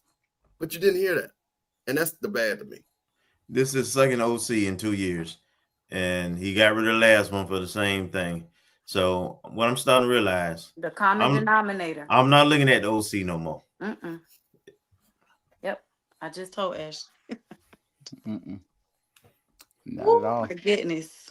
I think the bad for me is just the overall weekend. Like volleyball took an L, women's basketball B2A, men's basketball. Please give me some hope. But I know we are slightly overmatched, but it's just the weekend and the culmination of the season. Like you said, three out of 5 games in Bragg you lost, 2 of which you got the fool beat out of you, and then not only that, you gave up points. Like, we don't have the least amount of points averaging. You were averaging giving up about 30 plus points per game at home. Like, I get, Bragg ain't the Bragg we grew up with. It ain't the 25,000 when we were, when I was a kid. And, homecoming, you got 40,000 people in there because somebody done snuck and took every ticket they can get. We ain't got that no more. But you still had something where you came into that stadium where it was like, we're going to give you a fight. Honestly, let's be honest. We look like a homecoming opponent right now. And I think it's that mystique. You lost that. You don't schedule FAMU for homecoming. Right now, with the way it's looking, you gonna be you the next homecoming for everybody next year. And that's embarrassing. Go ahead. I was gonna say I think my bad is the best way I could put it is that we are here week after week on all of our different respective shows, and we complaining about the same stuff every week. That's what's bad for me, is there has not been something for us different. At least fix something. We have literally been on here lamenting about the exact same things over and over again every week. And then in press conferences and pressers and whatever, we're hearing the same responses. We're hearing, I don't know. This is what you get paid to know. You get paid to know. And it's the same thing every week. That's the best thing I can say. Is the bad is that we are literally complaining about the same thing. Everybody's seeing the same thing. Announcers are saying the same thing. Commentators are saying, everybody is saying the same thing every week. It's bad. If we see it, it's got to be seen by everybody. Yeah, that's the best way I can put it. Yeah. Hey, can I add one last thing about the bad? Absolutely. You know what also is bad? And I'm going to take the Bethune-Cookman because that's a rivalry game, quote unquote, the records don't count. But we got 3 teams, Valley, Arkansas Pine Bluff, and Alabama A&M, who have tailed off, who really expect to beat us. Think about that. And I'm telling you, I'm listening to these coaches and again talking to these coaches where they're looking at this. We might be able to get a victory here. That's bad. Yeah. When we've had the coaches, you look at those. We just count W. Yeah, okay, absolutely. We play Jack State. Maybe Taking it for granted. Bethune-Cookman, it's the classic. Southern's kind of good, and then we had that outside. That was automatic. You just dropped the W. Yeah. I'm sitting up here wondering, can we beat what's going to UAB happen next week? Yeah. Go back and watch that call. Go back and watch the coach's call today. Watch the coach's call today and watch that weird moment. Because I just happened to jump on. I didn't get on the call. At the end of the Bethune-Cookman call, who's up there? They're split screen. One coach, he kind of like this talking and mumbling. And the other one looking over here kind of looking like, man, I don't know what I got. I'm telling you, that thing, you're not wrong. I would looked at that this morning and that SWAT coach's call. Watch when Woody's up there talking and you get the dual screen with Cozy coming up there. Okay, it ain't comfortable. I'll say that much. Ain't nothing comfortable. Ain't nothing for certain. Ain't nothing for certain. To your point, Mr. Campbell, that was definitely a dub. That was game. I hate to say it. We ain't going to Pine Bluff. That's a dub. We're not going to Itabena. That's a dub. Right. Now I'm calling Ashley. I'm like, Ashley, we going to intermediate, like, because we might need to be the 12th man. Like, seriously. Ain't nobody gonna be there. I was about to say, and it's gonna be cold. Listen. Thanksgiving. Ooh. Ain't nobody gonna be there but the mosquitoes, bro. And they ain't gonna be there because it's gonna be cold. Don't do it to yourself. I'm telling you, I had to take a bath. I took a bath. I went to sleep and I put it off on, so I could go to sleep. I ain't joking. I'm being serious. The mosquitoes don't don't want to be there during that weekend, so you know how we ain't gonna. Okay, Keith, I know you got the next slide. I'm gonna be quick. So, what was good about the game? What y'all had that was good about this game? It's hard to take away a lot of anything that was good for a lot, but for anything that you saw from the game, the entire experience, what was good about it? I got something good. I got that. Start it off. Go ahead.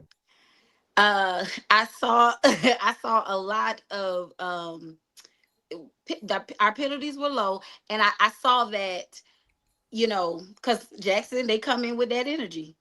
And they were jeering at our guys, especially some of our guys, our knuckleheads. You know what I mean? I ain't gonna call no names, but I was really proud of the way that I saw a lot of this the whole game. A lot of this, like, refs, y'all see it ain't me. And so I think that there was a lot of control. They stayed in their body.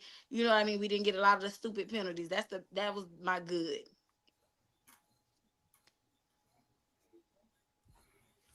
The 100 was good.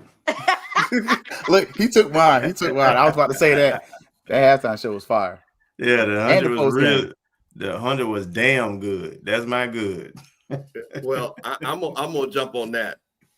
I was proud of the Marching 100 because they caught a lot of slander in these swag streets, and me again being from I'm a swag bay. I know what the thing looked like, and I knew. Listen. Here's a little backstory. I knew the boom was coming before the beginning of the season because one of the things that I had told people, FAMU's getting so disrespected. We have got to go two places. We got to go to Jackson. We got to go to Southern. But the reciprocation, and shout out to Ashley Robinson, who had a conversation with our AD. We're going to make sure the boom. So I knew the boom was coming.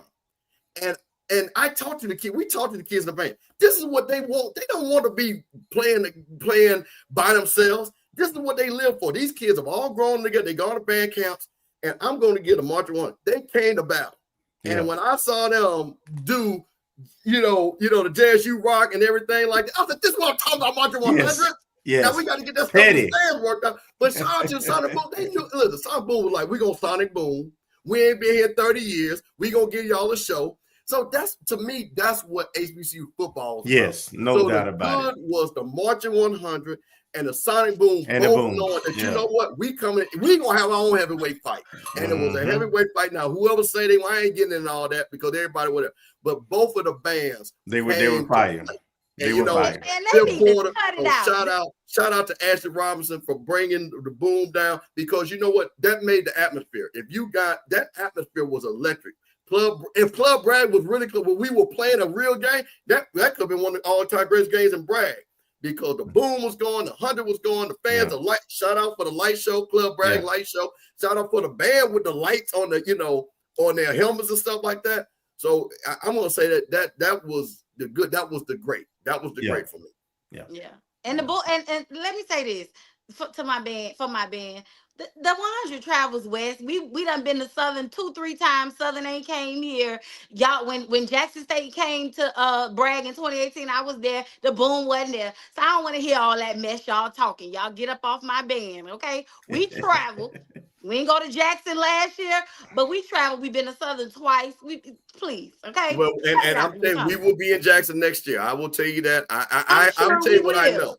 Going forward, because we play Jackson Southern every other year. So I'm telling, and I will say this, which I don't know why. The money was allocated for us to go to Southern. So I don't know what happened with that because that money was put in the budget, just like I know the money will be put in the budget. So for the Marching 100, they need to go and show because these kids, that's what these kids, all these bands live for this. You know what I'm saying? They want to compete again. They are competing, and that's what they don't want to be playing in an empty stadium against somebody else. That's not what those bands are. Anytime Jackson State and Southern play FAMU, any of those rival games, the band has to be a part of it. It has to. Period. Yeah. It's if you've never been to AW Mumford, when the 100 is there, and It's a time. it's a different game, And it's better. And let me say something for these diehard band heads who talk about who come to brag and who ain't came to brag. Look, when our band travel, our band is traveling to support our football team and hype our crowd. So I don't give a damn Say that. who come to brag.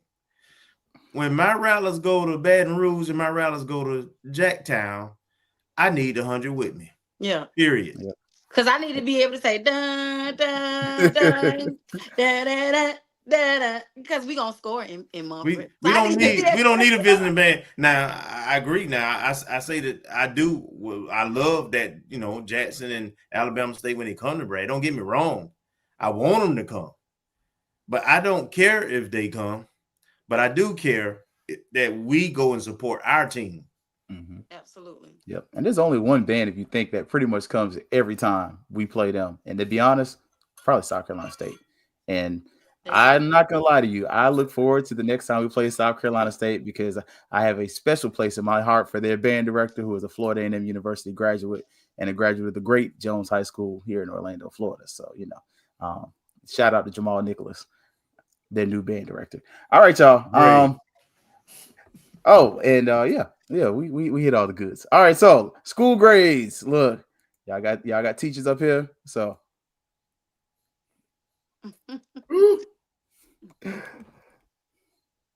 we not grading on the curve today. So didn't see Bryan's grades today. So but I'm pretty sure he's giving some F's and some D's. I don't see no A's, no B's from nobody.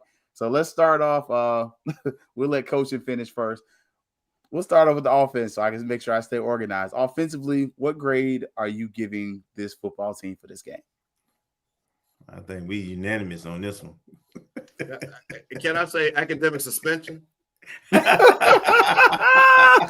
academic probation. Didn't give my eye the other week. Bro, you might have to sit down some semester, come back, get your mind right. that GPA, bro. And we listen. Passing is below a C. Running was below a C. Receiving, listen, bro. That GPA. No, it's a F. I don't know who said D. Mine is. It's a F. I mean, 202 yards total offense. 1 of 11 on third down. No, it's a F. I'm gonna give him an I. I can't. Don't give them nothing. They got a chance to come back and turn in some work. They need to. The test is already over. That's the problem. Yeah, the game. It's over. The class has already been failed. I'm one of them teachers who always give chances. So that's I would tell you this, and I know y'all are great teachers, but last time I checked, Jackson State is not coming back to replay that game. And you're not getting back in no SWAC championship race. So right now it's an F. I'm giving an F. Somebody went back to the elementary school, or you. Unsatisfactory. Wow, that's better. I feel better. Let's do it. You. Okay. Defense. Let's slide over to the defensive side of the football. What are we giving the defense on this game? Can we divide it into halves and then combine it? If you're gonna do that, they might get a D. They're gonna get a D. That's what they're gonna give me. They're gonna get a D plus for me. Because the first half they were solid. The second half they were typical. Yeah, I'm gonna give them a D. Listen, I told Coach Coles in the press conference that was the best half of defense they played in 2 years. 2 years.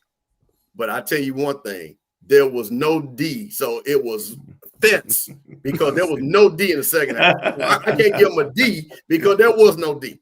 I'm sorry. There was none. And again, to Keith's point and Tasha's point, bro, they literally had a whole game against us in a half. What was 31-13 in the second half was the score? Yes. So you think about if that would have just been the regular score, that would have been bad. Yeah. This was a second half. And when you talking about the thing about, and I'm gonna say this too, you gotta understand the mixed emotions. I turn around and they're up 24-9 or something, 24-3. It was the third quarter. People were leaving. I had never seen that before in my life. Me either. Mm-hmm. It was not the fourth quarter. The third quarter. People. I had somebody look at halftime. The boom was saying, "Go home in the third quarter." Go what? I'm talking about what the boom talking about, and I see people walking out. I'm like, "Cool, man. Oh man, no. Man, that I ain't never seen that, man. You just, and that's the thing about it. And you're talking about people that came to this game to support their team. It was kind of cool night, but excited because again, people were excited to see Jack State. They knew the band was coming, and to look in your family. And we all know this is a passionate fan base that knows football. Yeah, that is. And like I say, Kelvin, because you probably go, you guys go to more because I'm not down in Florida. Right. But have you ever seen that in the third quarter?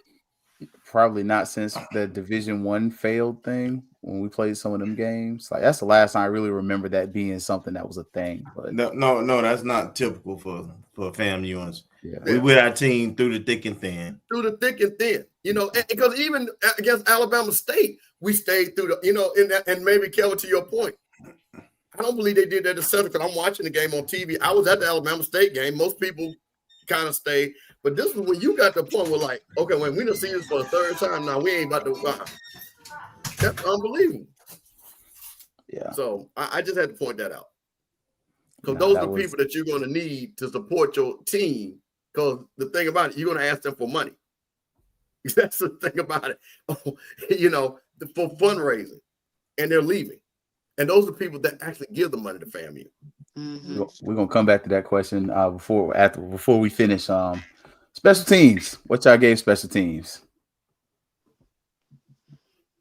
Man, y'all didn't even they didn't even really give my boy a chance to get off this time because we couldn't get past the 50.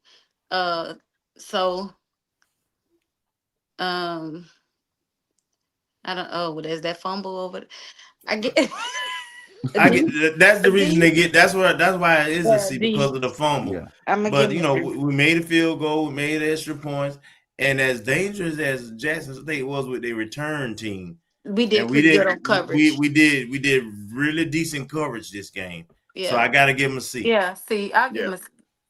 And that's what I was going to say. We didn't see Travis Terrell bump his head against the goalpost that a lot of people look.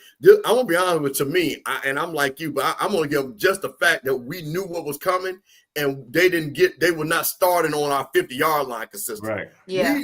On the defensive side of coverage, the defensive coverage was very solid. So I want to give them respect for that and everything. Yeah. But on the offensive, we just never. You were looking for a big play from our punt return, and you never saw that. You never got. And then of course, and Tasha pointed out that you just can't have that fumble right then and there. That changed the game. Like the whole game, everybody was like, with the game. It took the wind out of the stadium. Yeah. It took the air out of the stadium, literally. Yep. So I'm gonna go rogue here. I'm gonna give him a B because we forgot our punter. He had some great ones. He had some, but that coffin corner kick he had was amazing. You did get the field goal. You held the kick returner in check. I was in between. I was leaning towards C+, but I was like, if I'm gonna give you a C+, and I'm gonna give you those bonuses, I'm gonna give you that B for the day. It's really a B-, but I think because special teams, besides that one play, was actually surprisingly the best part of the game when you start breaking it down. So, but then there was that botch kick that he kicked it to like the 40. Yeah. You know what I'm saying? That's why I got to bring it to a C.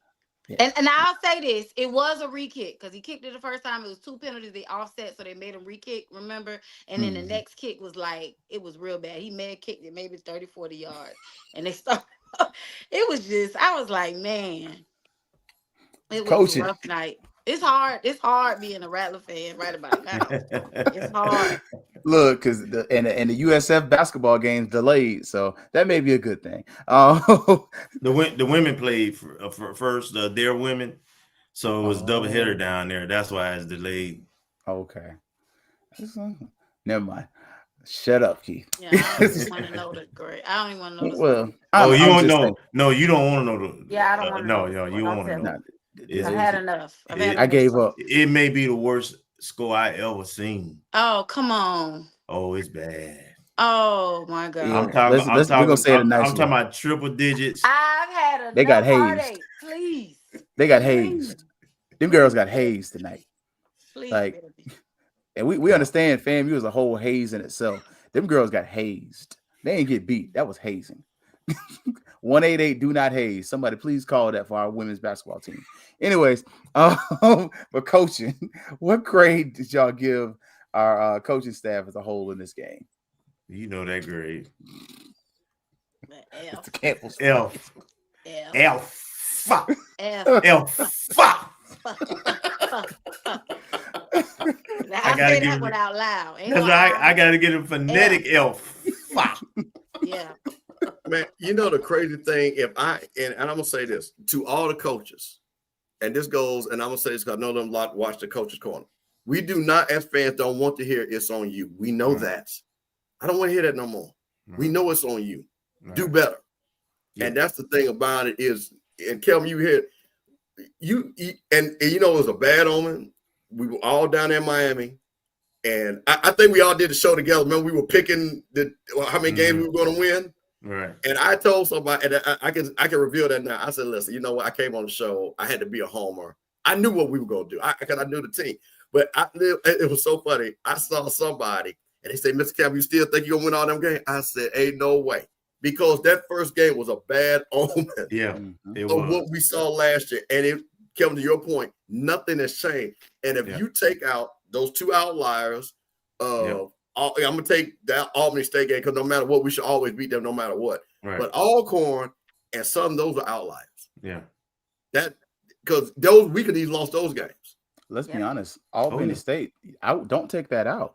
If they get that onside kick, we probably lose that game. So I'm trying to be. Thank you. So there you go. I want somebody else to say it, not me.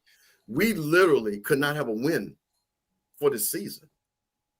And just to think about that, and we're not rebuilding, coming from the crowd. We were a championship team where people want to.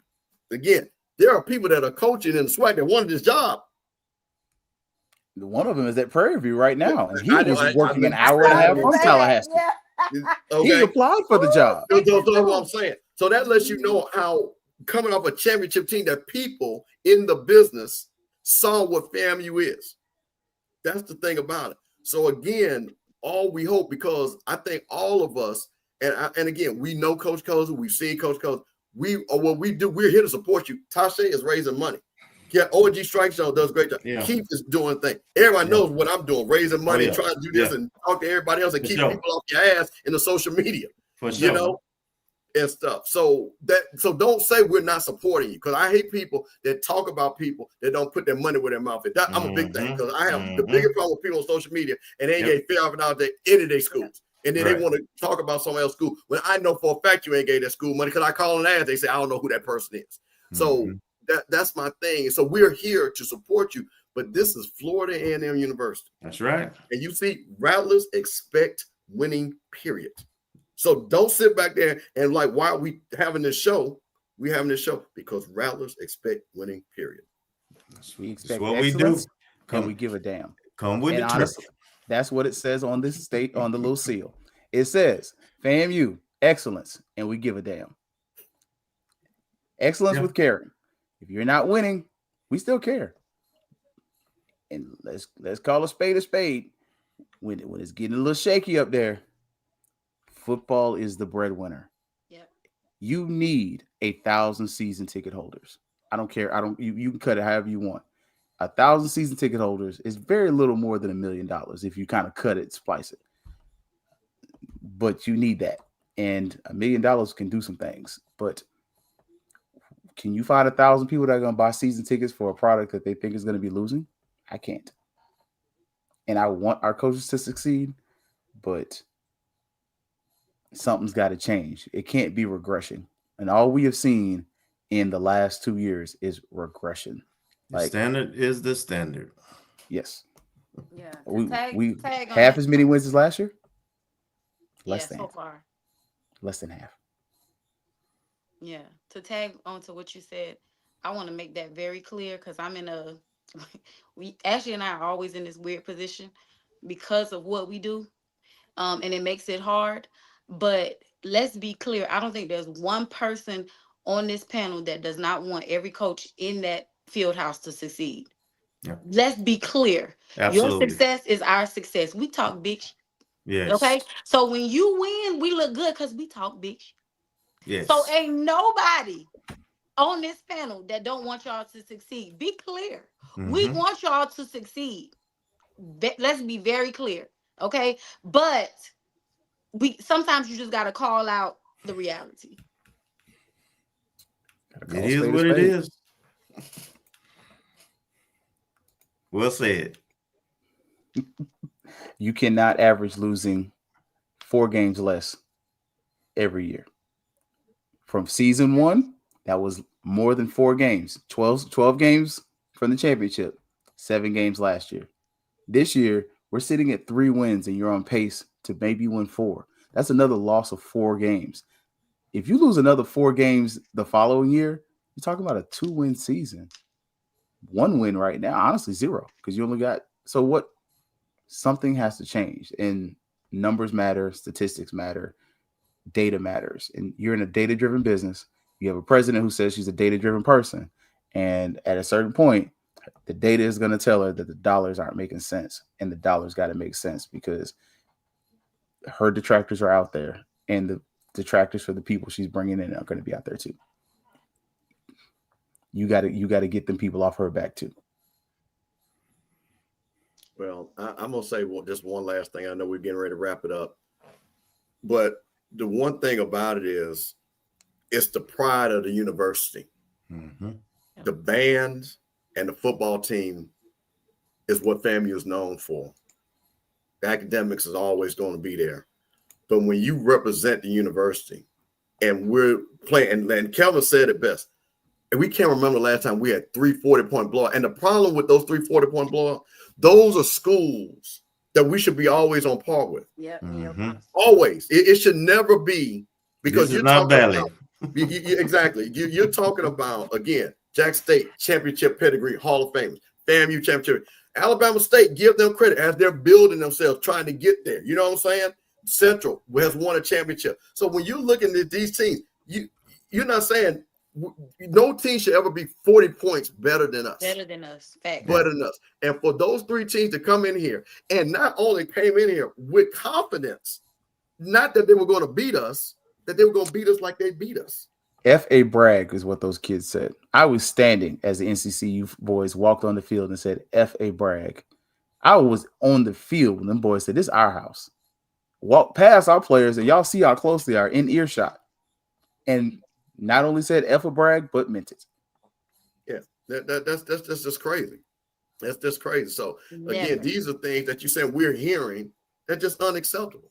That's just unacceptable. So, I just wanted to put that out there because, again, when you're talking about a blue blood program and you go and see, that's where it always tickles me. And I'm going to say this because I'm calling the Central people out. They don't have that long history.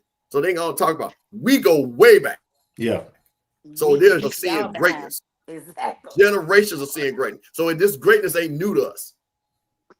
So we go 70 years of greatness all the way now that we won championships literally in every decade.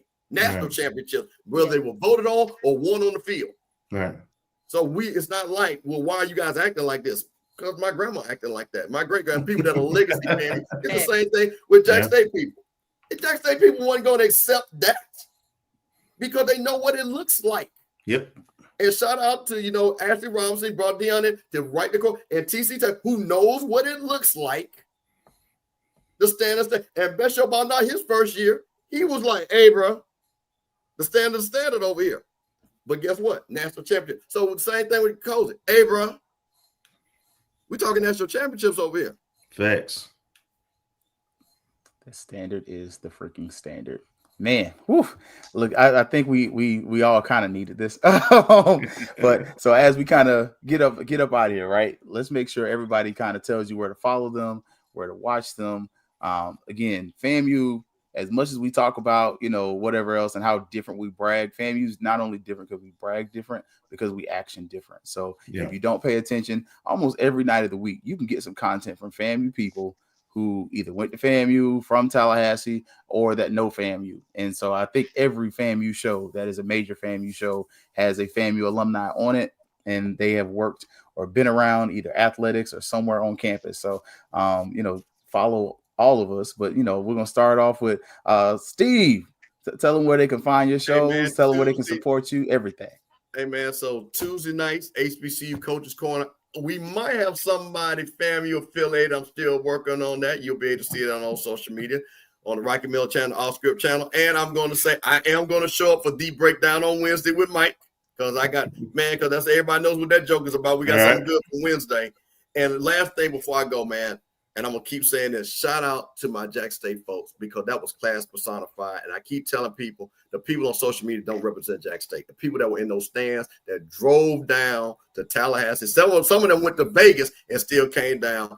And that's what I'm all about, man. I'm all about the greatness of our schools. So shout out to FAMU people, because they were great. The trash talker was respectable. It wasn't no fool. Shout out DJ Mr. Key. He had his flag talking trash and all those guys and stuff like that. But shout out to my Jackson State folks. Appreciate y'all coming to Tallahassee. And, we'll see y'all next year.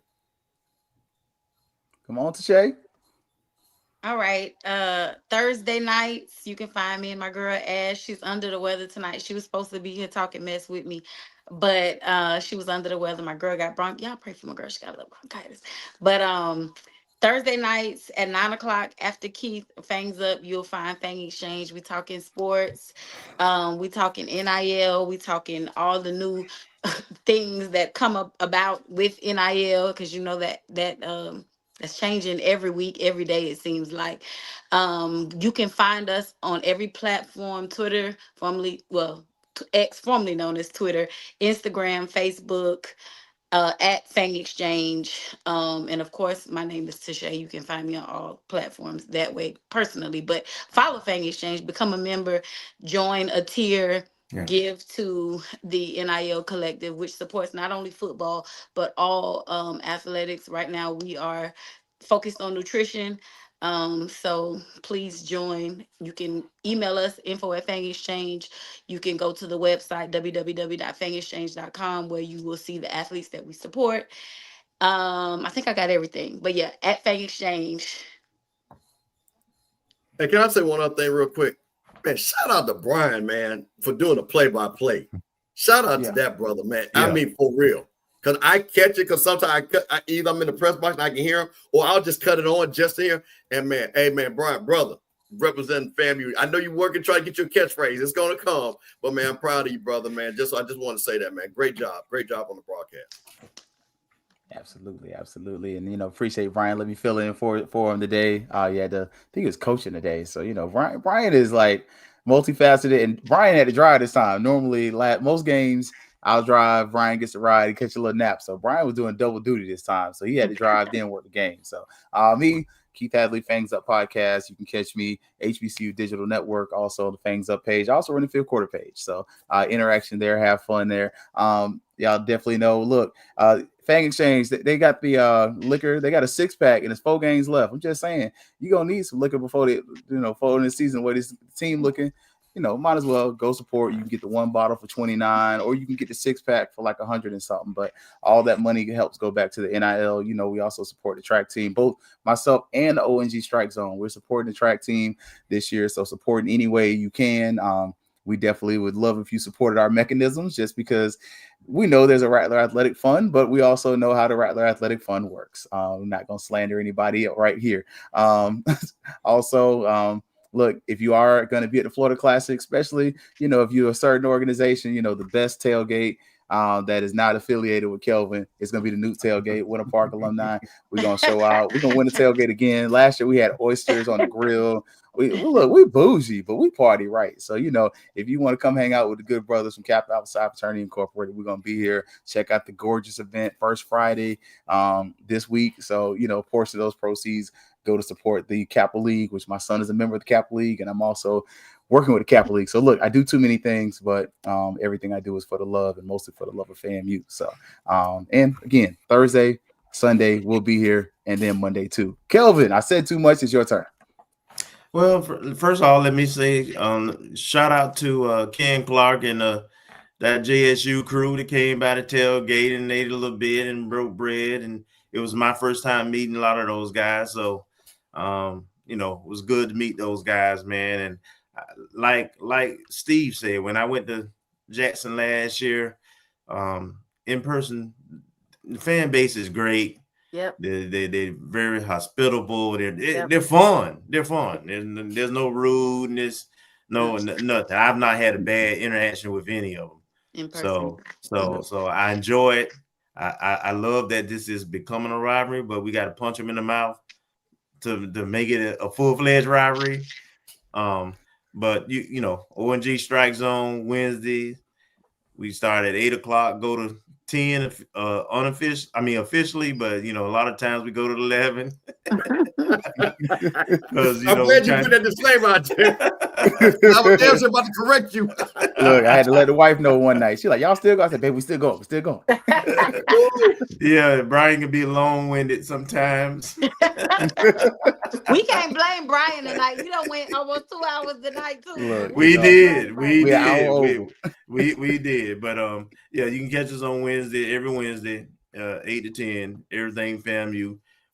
Center around athletics a lot, but we also talk about FAMU culture, business, administration, you know, whatever FAMU news that's happening. And of course, you know, we got this review show we do on Mondays at 7:00, 7 to 8.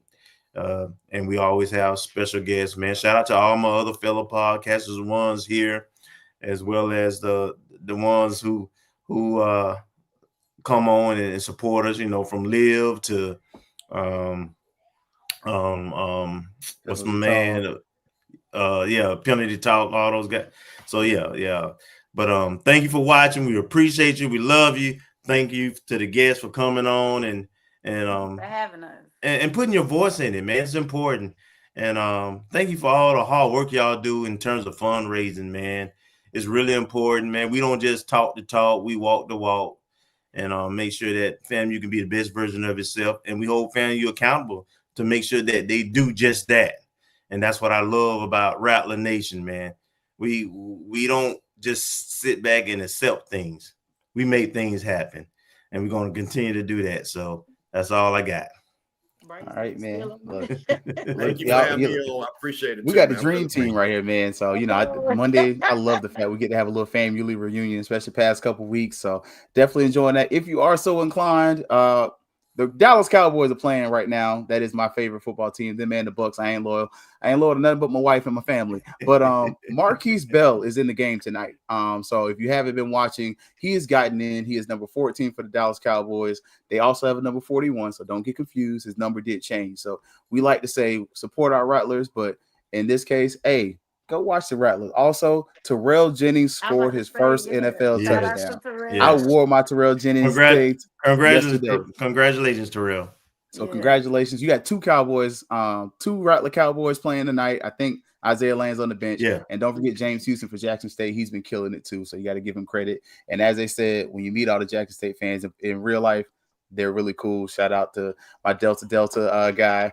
He already knows, man. I was picking and messing with him. I said, hey, I don't like how y'all treated us on the football field. Yeah. And Brother Jeff Sloan was like, hey, Mike Chappelle was laughing too, like, hey, it just happened. But it was none of that foolishness you see on the internet. So, look, we'll be back here. Y'all know tomorrow, Bishop Bonnet, Penalty Talk, Coach's Corner, Wednesday, ONG Strike Zone, Thursday, FangsUp and Fang Exchange, and then Friday, you know, get you a day off. So Saturday, you know, HBCU go, you can watch the Rattlers, and Sunday, and then Monday we'll come right back with it. Y'all already know what it's about to be and what it's always on. It's going to be Fangs Up, and the Rattlers going to strike and strike and strike again. Good night, and y'all be safe. Support the Fang Exchange. Rattlers. Buy some liquor.